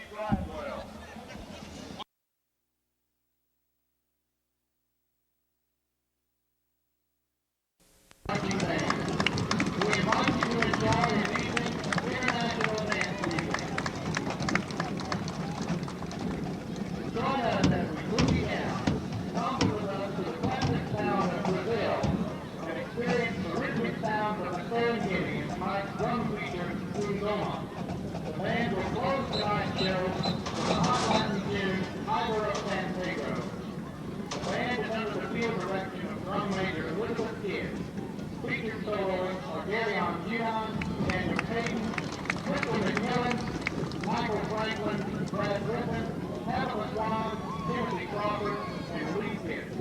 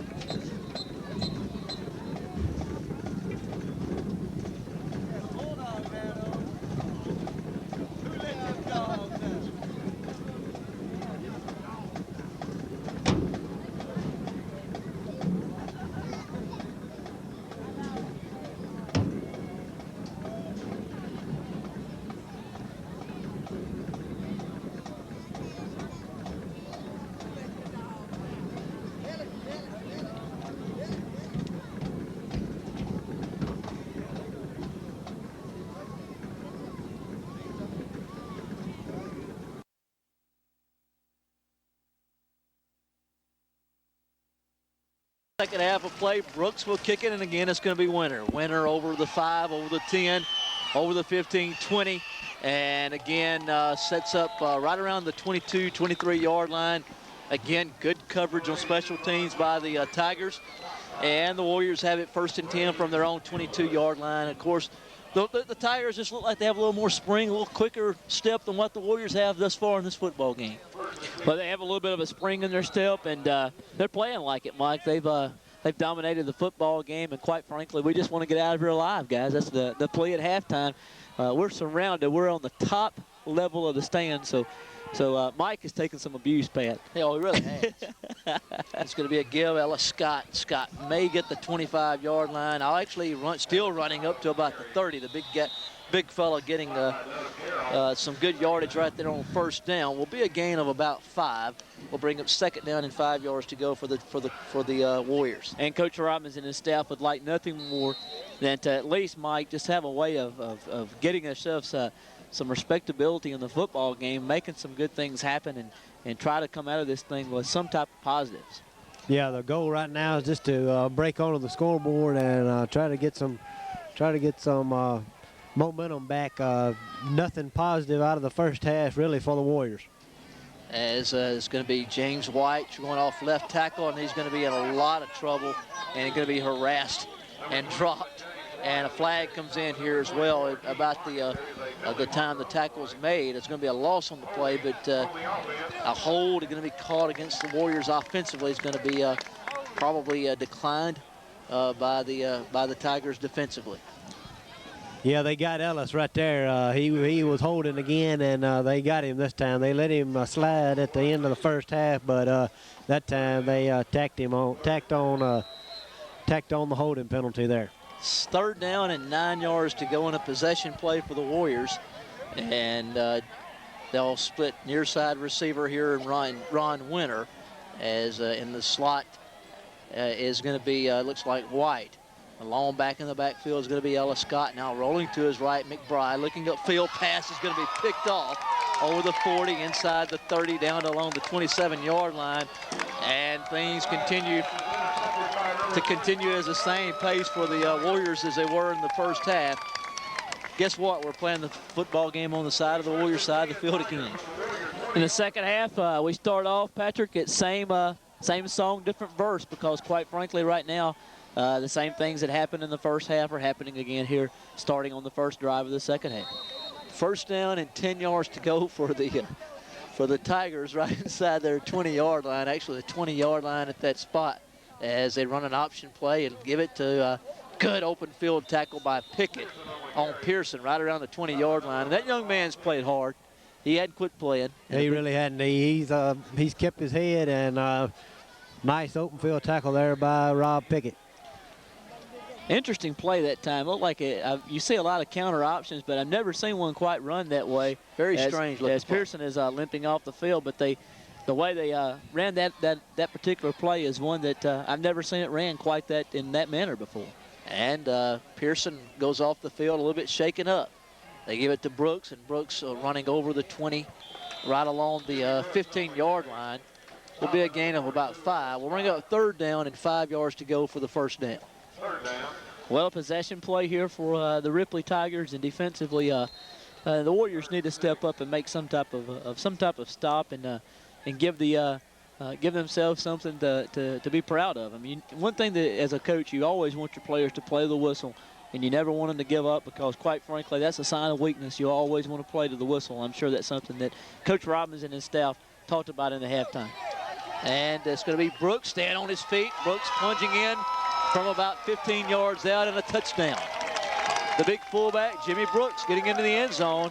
And they tack 6 more on the board. 9:19 remaining here in the third quarter of play. And Ripley has extended that lead to 44-0 over the Pontotoc Warriors. Well, 44-0, Patrick, and it is Friday the 13th, and quite frankly, things have gotten a little uglier than they were. We didn't know it could get any uglier, but 44-0, and well, I don't know. We'll have to go back for a long time, Patrick, to maybe think of a time that Pontotoc has probably been beaten this badly in this series. We'll kind of look at it here in a couple minutes. And Perez tacks on the extra point. In 1981, Ripley beat Pontotoc 40-0, and that was probably the worst loss the Warriors have ever been handed in this Mike, series. let's go down this sponsor list if you could.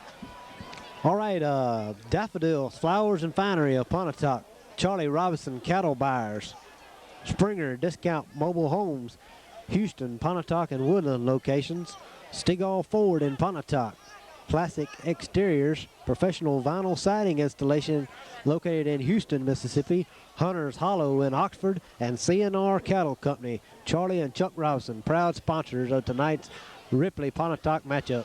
In 1981 and 1982, Ripley defeated Pontotoc both years 40-0 in 80 and 42-0 in 81. So those would be the last 2 times that the Warriors were actually handed a loss this badly, and maybe by any team. I can't remember Pontotoc losing this badly to anyone in a long, long time. 45-0, 9:19 remaining in the third quarter, and Mr. Brooks, who's probably getting a pretty sore foot right now, kicks it off, and James White takes it. He runs over the 30 up to about the 32, and the Warriors set up shop 1st and 10 from that point here with 9:13 remaining in the first quarter of play. I'm glad it's not the first quarter. I think it's actually the third quarter. Excuse me. we wouldn't want to go through this again, Pat. But guys, my mind's wandering. I'm a little bit. I'm looking here at these statistics here for the first half, and guys, the Warriors, to my best mathematical knowledge, which is not very, very much, mustered 69 yards of total offense in the first half. It's really hard to do a whole lot with 69 yards total offense in a game of this caliber. Pontotoc just looking to keep their composure here and do all they can do. Well, they throw one to Winter out of the backfield, and he's hit and dropped over the 36 to the 37-yard line. Justin Luster came up and dropped him at the 38-yard line, and it will be second down, and some 5 yards to go for the first down.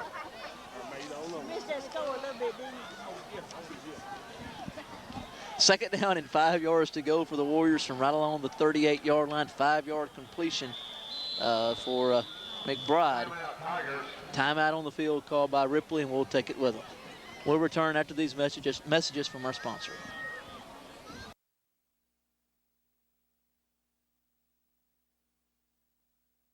And a fly pattern, and he threw one here in the flats, incomplete.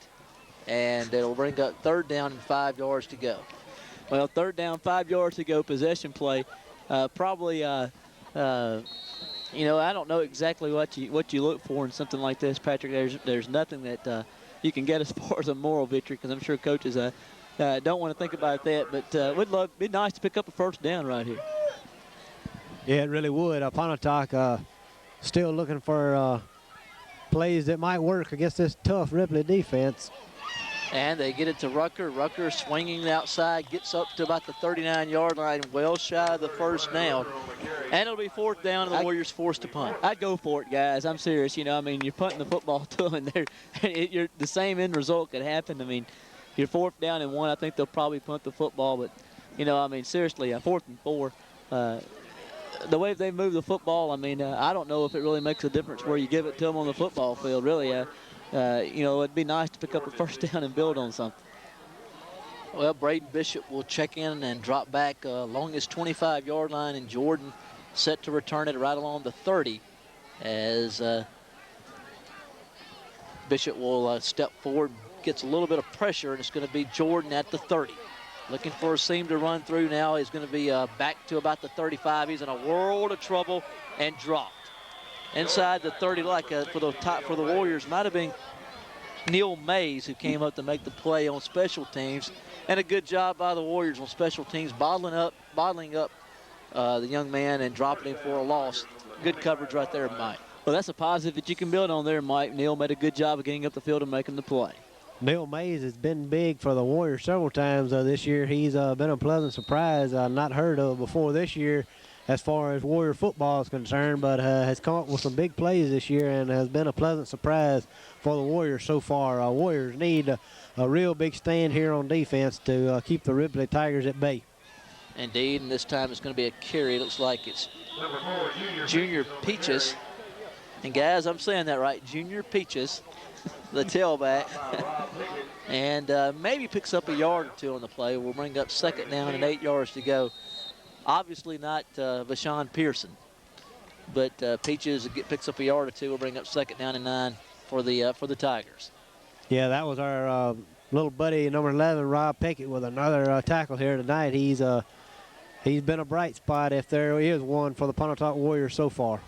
And it's going to be the fullback, Clinton Thomas, and dancing around around the 26, 27-yard line. And that's your buddy Mays again making the play.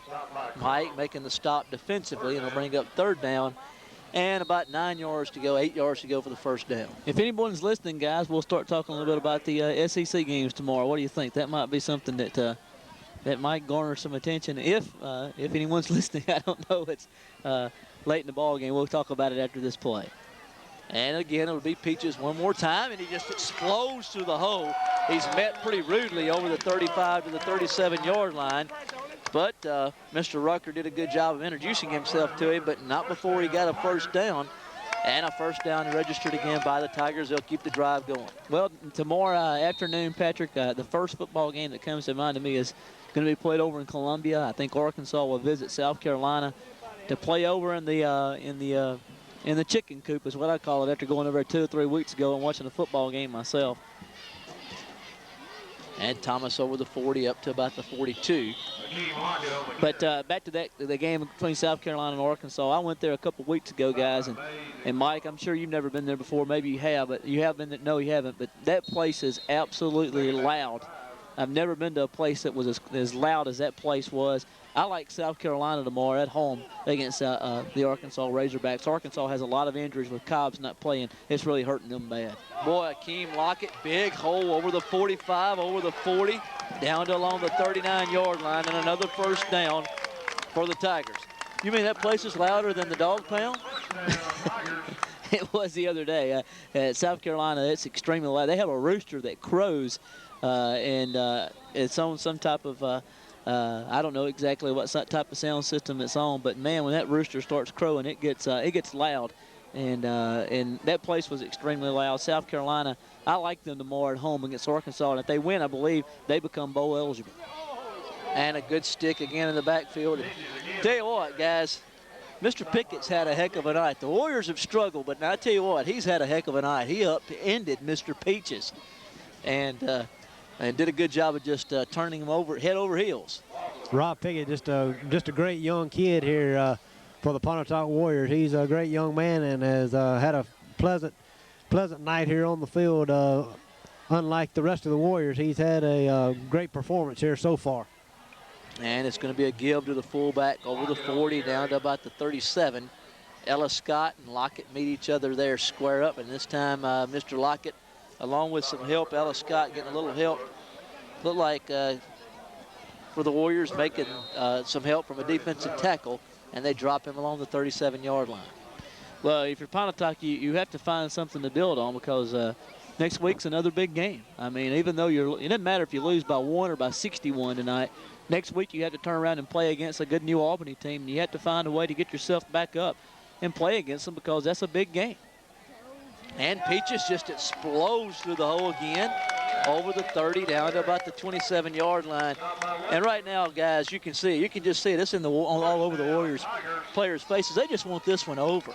I mean, you can't blame them, guys, but they're really, really right now not playing with very much emotion at all defensively, and need to come here and try to find something positive, Mike. Yeah, Pontotoc is just flat, really no emotion from the sideline or on the field, and this Ripley Tiger team is just really, really putting it to the Warriors right now. And Lockett over the 25 down to the 24. Stop by Lester Jones. As making the stop defensively was Kendall Crum along with Lester Jones. Back to next week again against New Albany. New Albany, new coaching staff at New Albany. Patrick, the young man that's the coach now, I can't think of his name. He's came in from Starkville. He was an assistant coach at Starkville High School. Has really turned that program around, and they're playing everybody well. And next week at home for Pontotoc, the last home game of the year, if I'm not mistaken, too, will be a test for the Warriors. And they need somehow to find a way to win that football game, but to at least give themselves a chance to make the playoffs still against Corinth the next week. And I'll be honest with you guys, it's going to be a challenge to beat Corinth at Corinth, just to be honest with you. Well, guys, the Warriors have some major challenges ahead of them, and a lot of questions that have to be answered this week in practice. It'll be a real gut check for the Warriors. New Albany will be coming to the Hollow in Pontotoc next Friday night, but it'll be a great test. And as Paul mentioned earlier, Corinth has a great team. Mr. Brown, the quarterback, is some kind of athlete there for Corinth, and Coach Jimmy Mitchell will be coming back to haunt the Warriors if any way possible here in about 2 weeks. Pickett made the stop again. The young man made the play, but there's no question. Coach Mitchell last year when Pontotoc played, I think Mike, me and you may have done that game together if I'm not mistaken. Patrick may have not been there, and the young man was incredible. It came down almost to the last series of the game. Pontotoc had to have a great defensive stop to win the football game, and to be honest with you, Corinth's a much improved football team from them. They beat this team right here 14-9, I think 2-3 weeks ago. So Warriors have their hands full. And Lockett again on the carry, finds 4 or 5 yards on the play, and nothing really very special about what they're doing right now. Just real simple smash mouth football, and guys are running some clock and eating up field position as well, as they are now on the Warrior end of the field again, as they give it to Peaches, and he's hit up in the backfield, and this time bounces off and is going to be corralled by some Warriors along the line of scrimmage. Good lateral pursuit defensively for the Warriors, and they knock him off his feet. No gain on the play, maybe a gain of a yard or two. We'll bring up 3rd down and about 4 yards to go. Peaches shows a little bit of a burst, though, for the little guy. We were making a little fun of his name, but the young man came in for Pearson, and he's got a little bit of a quick step and a little burst, Paul. Well, he's ran the football very authoritatively and has looked good on the drive. And you think about it, this drive started way back down here on the end of the field, and they proceeded to go a long way with it. And it's Peaches again, and Paul this time not going to have the first down, going to be shy. And it will bring up 4th down, and the Tigers will be faced with a decision here whether or not try to keep possession of this football and generate a first down, or bring the kicking team in to attempt a field goal. And their decision has been made. Looks like they're going to go for it. So they keep Peaches and Lockett in the backfield, as they'll have an eye in the backfield behind actually the quarterback that they have in. They have a new kid actually in at quarterback, and Mickey Ratliff. And I'm not sure if he's going to have the first down or not, Paul. I think that Lockett's going to be shy of the first down. Going to be a right foot, left foot spot. We'll have to wait and see from what the officials call. But indeed, looks like from our vantage point, maybe, just maybe, he might be shy. We'll have to wait and see. Well, we'll have to wait from the preliminary indication from everyone here to see if they did pick up the first down. And unfortunately, we'll have to wait for them to bring it in, as I thought the clock would tick on down the end of the quarter, but I wait to see the guys walking across the field to measure, and unfortunately, he didn't make it. The Warriors have held. Well, they have held, and they get the football back. 15 ticks remaining in the 3rd quarter of play, and the Tigers holding a commanding 45-0 lead here with 15 seconds remaining in this 3rd quarter. Guys, I didn't get a chance to pick that South Carolina-Arkansas game. I'm a little bit offended about that. Go ahead. Let's let Mike pick it first. Okay, I'm sorry. Mike didn't get a chance to either. I'm sure he's offended. Go ahead, Mike.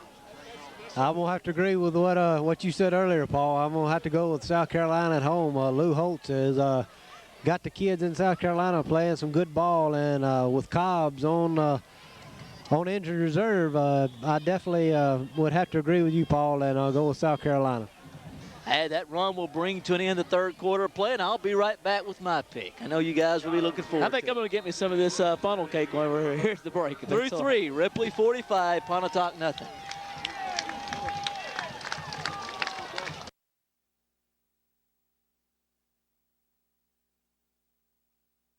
And we return. We begin the third quarter play. James White, ball on the ground.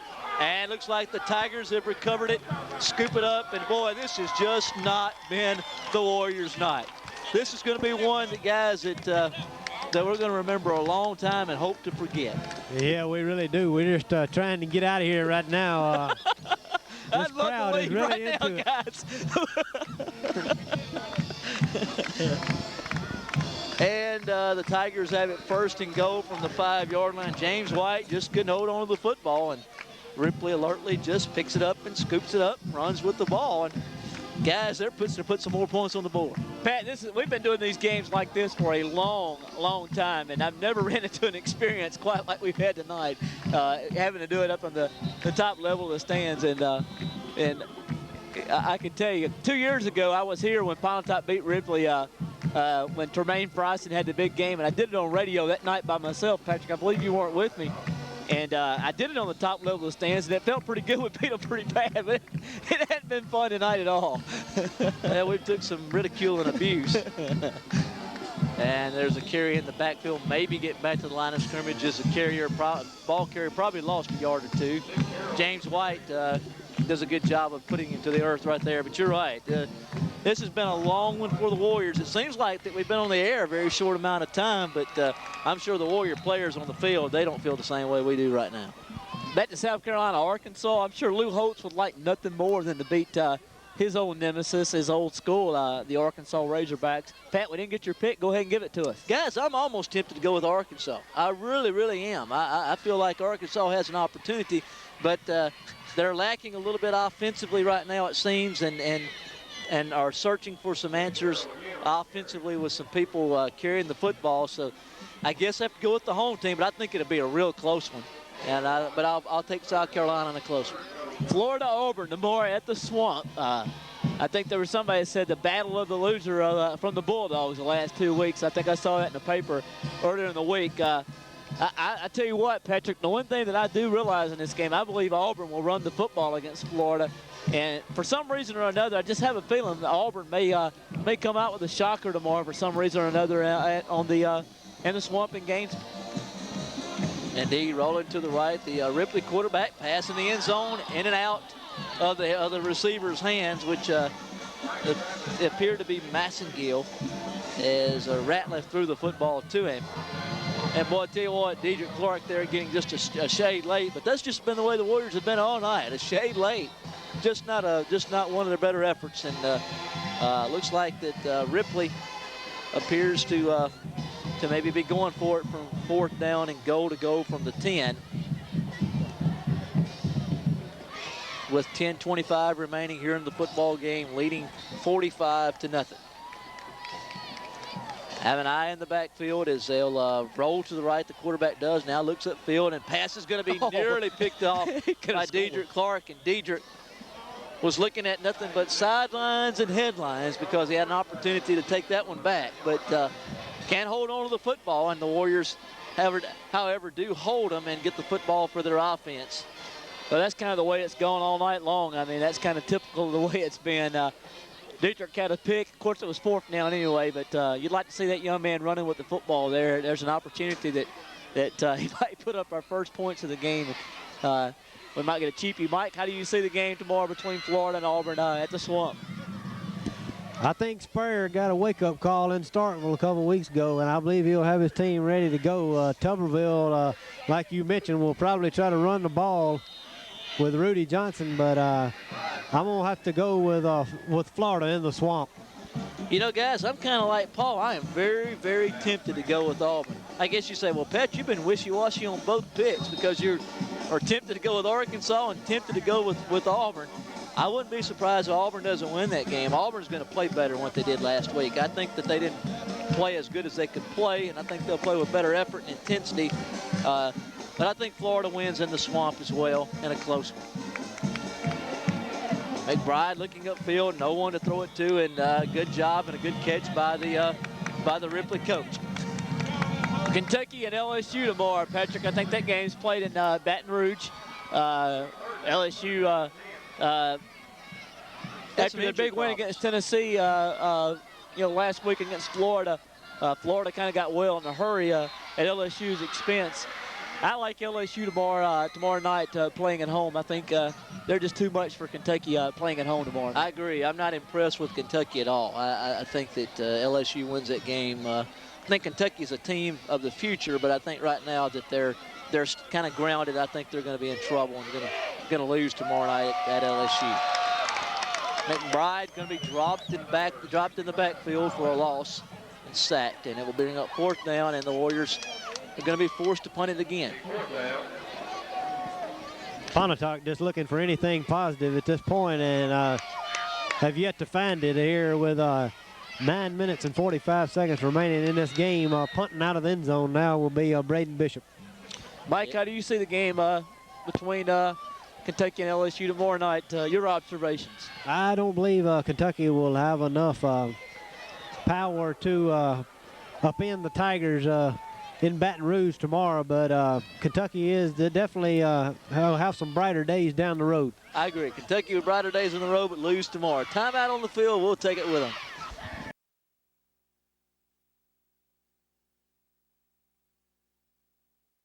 And with 9:34 remaining, Braden Bishop will step forward, and again, the ball is going to hit and take a skip over the 45-yard line, and unable to handle the punt for the Tigers, the young man Clint Jordan, and they'll set up shot 1st and 10 along their own 45-yard line. Again, a very familiar scene as Ripley has it on the Warrior side of the football field. On the 45-yard line, Ripley will bring back in their offensive unit. Pontotoc just trying to hold on for dear life here and keep Ripley off the scoreboard here in the last 9 minutes of this game, which will be a big test for this Warrior defense, who has been on the field way too much here tonight. Oh, they have, and this is just a state of shock. These kids are, Paul, that they're, it's going to be interesting to see how the Warriors' psyche is next week. If they're able to gather themselves and get back up, because I tell you what, major test facing them next week in practice.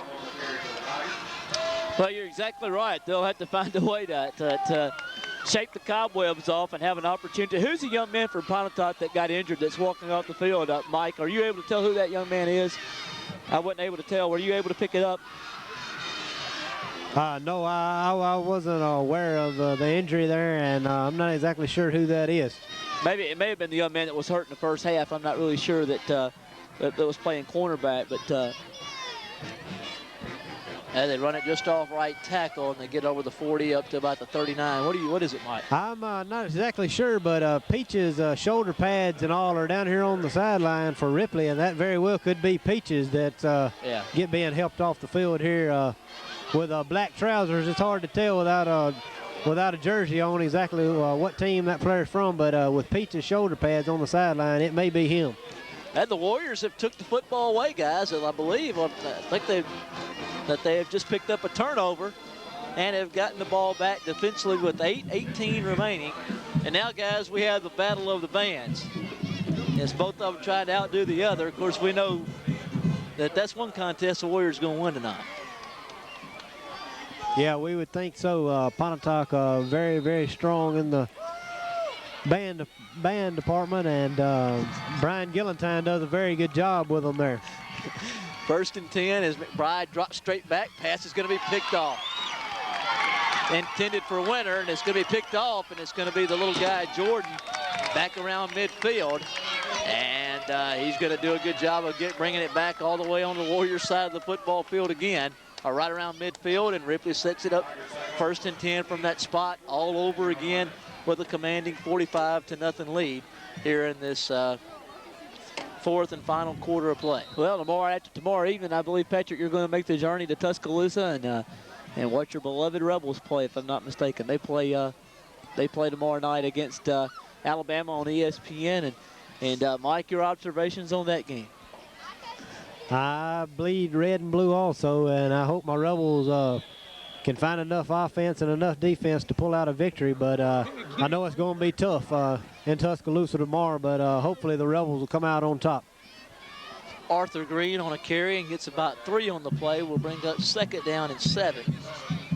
You're right, Mike. It'll be awfully tough because, quite honestly, history is not on their side. They have had very little success in going over there and winning, and actually winning, period. Yeah, so they right now have a commanding. They've had a commanding lead in the series for some time in the years past, and of course you'd have to think that the Rebels will need to get a little bit of a lead early and get ahead early, get some confidence, and can't afford to do what happened to them last year and get behind and have to fight their way back. Because obviously, if they would have done that last year, they'd have won the game. You're exactly right.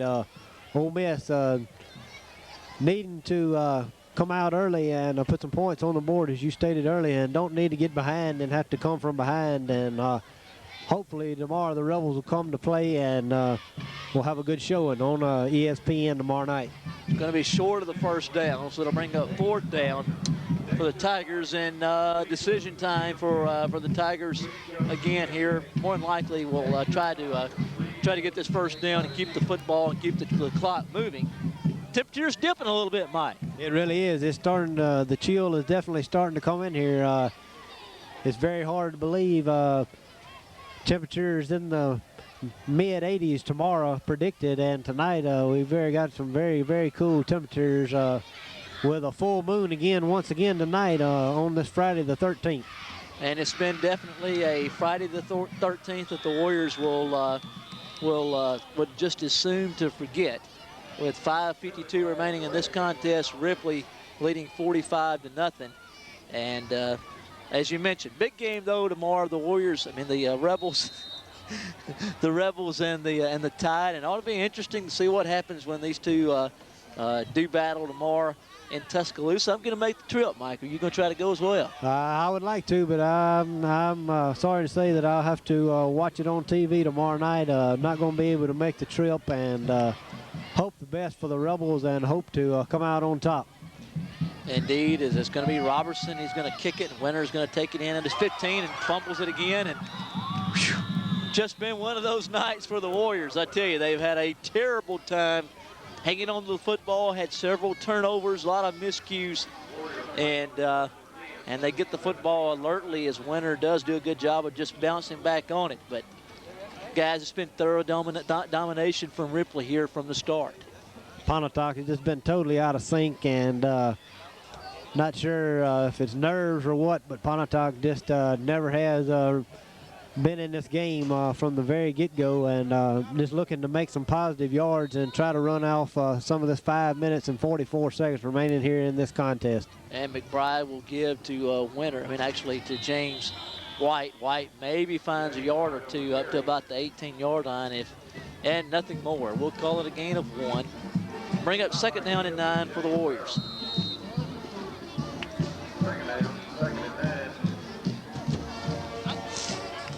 McBride bringing in the play to the huddle here. Very little momentum so far in the second half. Hoping to come out, gain some positive yardage here on this drive, but Pontotoc just needing to do something to make a positive effort here. And White finds the 30 up to about the 33. Good pickup on the play of about 13 and a first down. And, just looking at, remembering this contest, the Warriors have really not strung any first downs together. I think maybe they've had a possession or two where they've maybe put 2 together, maybe one time having 3 on one drive. But, Mike, they've not had any they haven't strung any first downs together the entire night. No, we really haven't. Ripley defense has been tough all night and been very, very, very tough here. And James White again finding positive running room up to about the 40. Will be a gain of about 6. We'll bring up 2nd down and 4 as the Warriors pick up a nice play on first down of about 6 yards. With a little over 4 minutes remaining here in the and the football game. Trailing 45-0, as again White remains the lone back in the backfield. As McBride will have Rucker, the wing to the right, the wing to the left is going to be Winter. How they just run together in the backfield. Winter just does a good job of getting the corner, gets inside the 40 up to about the 45-yard line, and Ron just about did most of that on his own.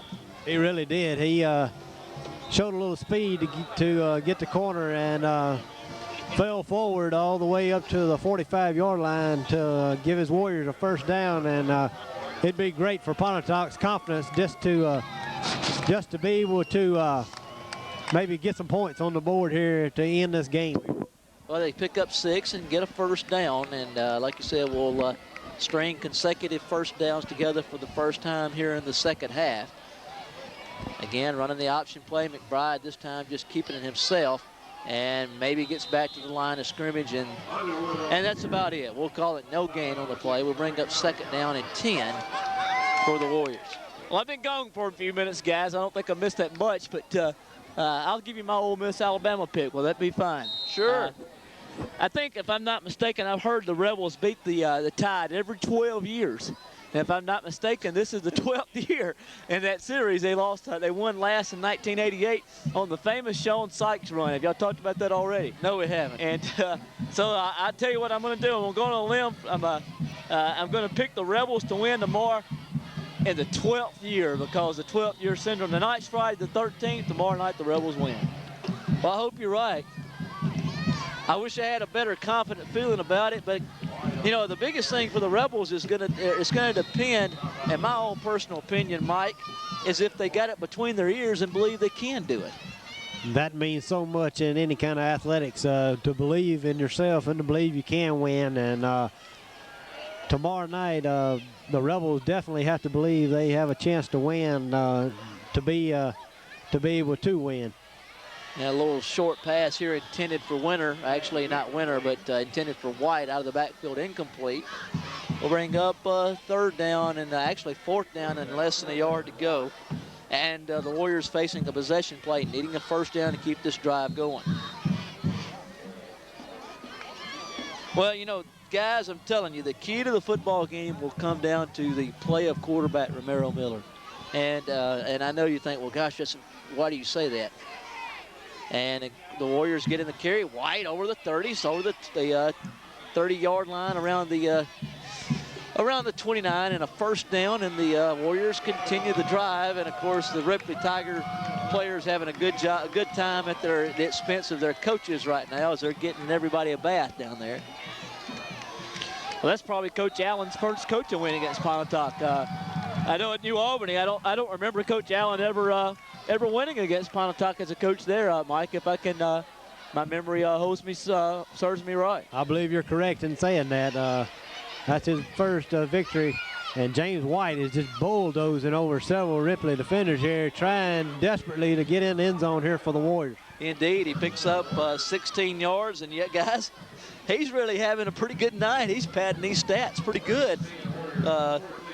Looking at what he's done here in the second half, and he's having a pretty good half. Yeah, he really is.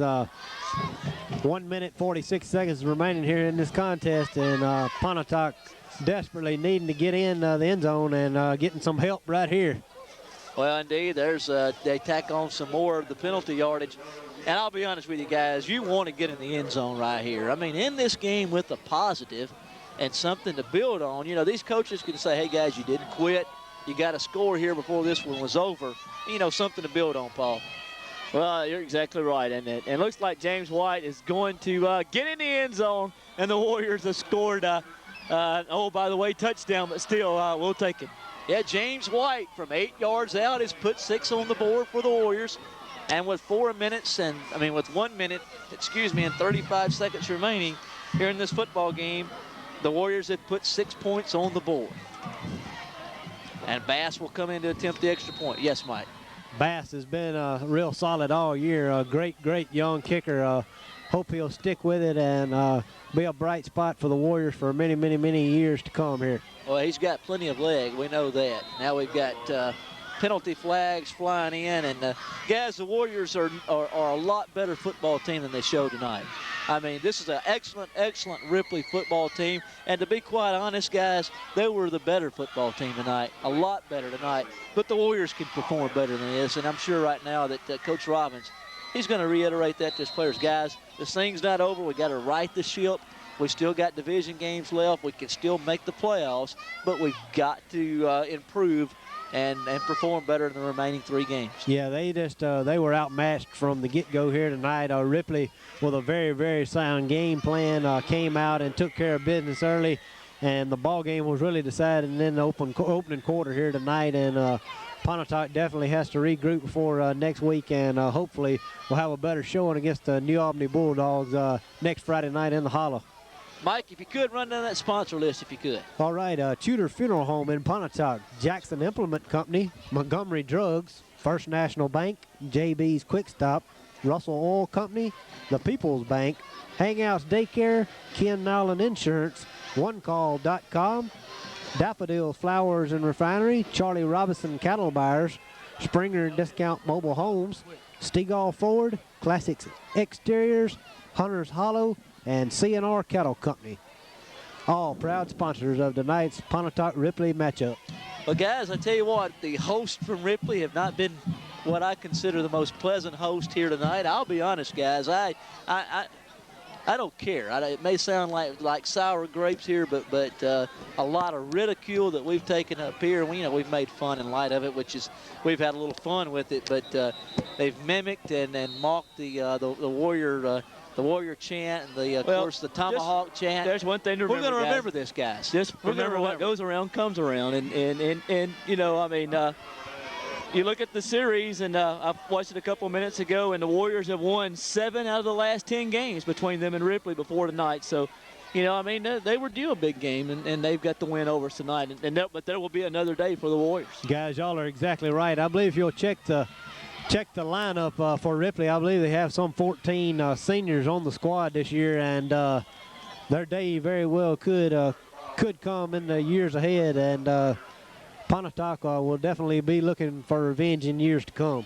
Well, every dog has its day, and you know, tonight's their day, and I'm proud for them. I hope they do well, and I'm sure they'll be. But I'm gonna tell you guys, they could. You know, if the Warriors could go to Corinth and win the football game and win by more than 12, I think actually that's a key number in that game. Would I not be correct in saying that? They have to win by more than 12 points in the football game to have a chance to make the playoffs, because that key number, remember it last year, Patrick, was 12. Well, Ripley has it 1st and 10 at their own 20 and get it up to about the 23, 24-yard line, and they'll probably snap this one or two more times, and will bring officially to an end to this football game. But you're right, guys. This one's been all Ripley tonight, and they've came out and earned it. Of course, the Warriors and the Tigers, of course, will do battle again, and I'm sure that the Warriors will remember this one, and will remember it for future reference, or this game for future reference, and there will be a day of reckoning. But today it will belong to the Ripley Tigers. Well, it will, and Coach Allen shows some class. He does drop to one knee. He is a class man anyway. Terry Allen, one of the fine coaches, and Patrick, he really is. I've heard nothing but good things. I know a young man whose son played for him at New Albany and talks and says nothing but high things about him. And Coach Allen kind of got a raw deal at New Albany, but I think he came out a lot better with the football team he has now. And he'll, you know, it'll be fun when New Albany and Ripley get together. And so this one's going to come to a close. But Pontotoc, next week there'll be another day, Patrick and Mike, and next week will be an opportunity for them when they play against New Albany at home. And New Albany will be a tough test, but by the same token, it's a football game that Pontotoc, if they still want to have a chance to make the playoffs, have got to win the football game, Mike. I think Coach Robbins and his staff will have these boys ready to play again next Friday night. They took a real good whipping here tonight in Ripley, but I believe you'll see a different team come out at home next Friday night against the New Albany Bulldogs. Well, they can't really play probably any worse, and not saying that we played bad tonight. You know, if we would have played our A game tonight, I still don't know if we win this ball game tonight. I mean, honestly, to me, there was no question. The best football team tonight was they were wearing black and gold, but unfortunately it wasn't the right color or right shade of black and gold. And we've had a lot of fun in the second half. We had to get ourselves through this one. And whether anybody listened to us or not back in Pontotoc, and I'm sure it'll be on tomorrow morning, if anybody's watching right now, just remember, when we get a chance, we owe this bunch right here another. I think Mike could agree with me when I say this. We really owe this bunch right here a lot. Yeah, we really do. Been fun tonight, Patrick and Paul.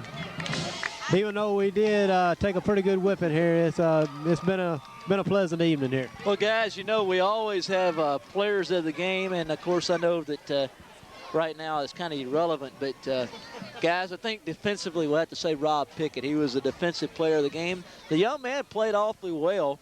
Offensively, guys, I would say James White in the second half.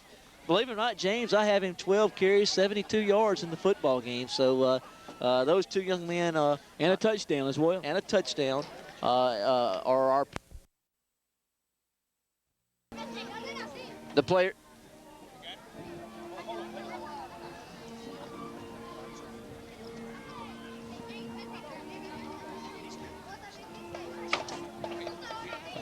And the Warriors had 143 yards of total offense in the football game.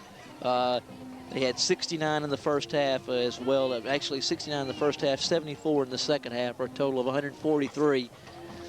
Tell you what, not one of the better nights to be a Warrior, of course, but there'll be another day. Season's not over. The Warriors have to refocus and come back and get New Albany next week. And, of course, Corinth as well. The following week, they got some major tasks ahead of them, but got a coaching staff that knows how to get this team focused, and we got a good group of coaches that, tell you what, they'll have them ready to play.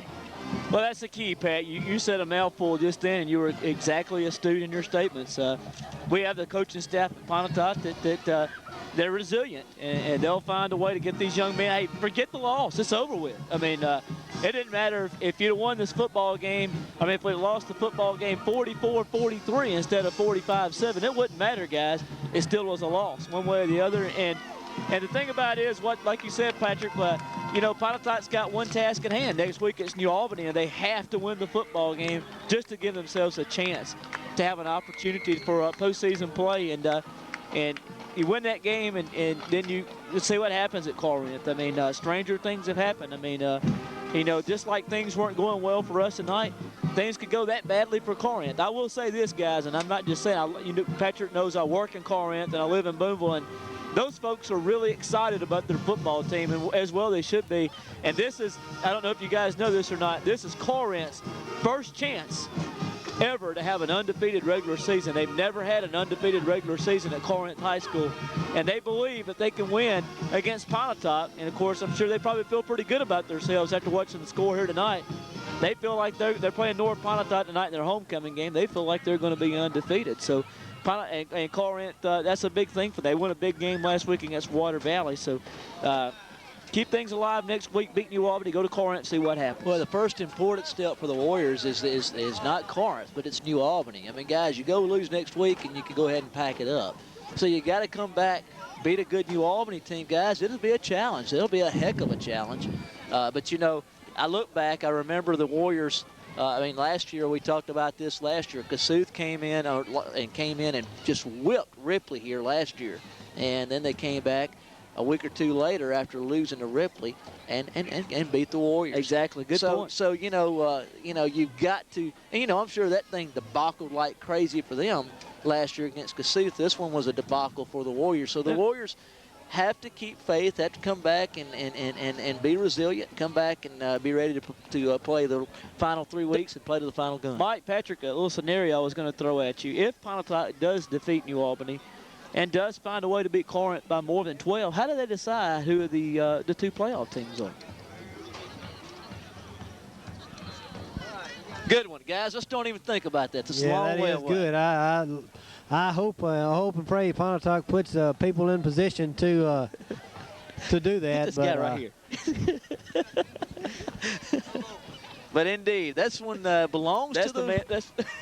This one belongs to the Ripley Tigers tonight, and they win this one 45-7, and will move their record to 7 wins against a loss, and the Warriors dropped to 7 wins against the loss. And get him. 7 wins against 1 loss for the Ripley Tigers. Of course, the Warriors lose their first game in division play as well. Now Ripley with 1 loss in division play. So the Warriors in a tie here for second division play, trailing Corinth. We found out that our friend here that's been giving us trouble all night is a preacher. And we'll definitely say an extra prayer for him tonight. Guys, I think we ought to sign off with that one. I really do. We've had a lot of fun here in the second half. And Mike, I can't resist that one. Probably Patrick said he had the one-liner of the night in the first half. That very well may have been the one-liner of the year. So quite frankly, we'll tell you what we'll do, Bill. We're just going to end it with that. Next week, the Warriors will be back at home as they'll play against the New Albany Bulldogs. And good luck to the Warriors next week.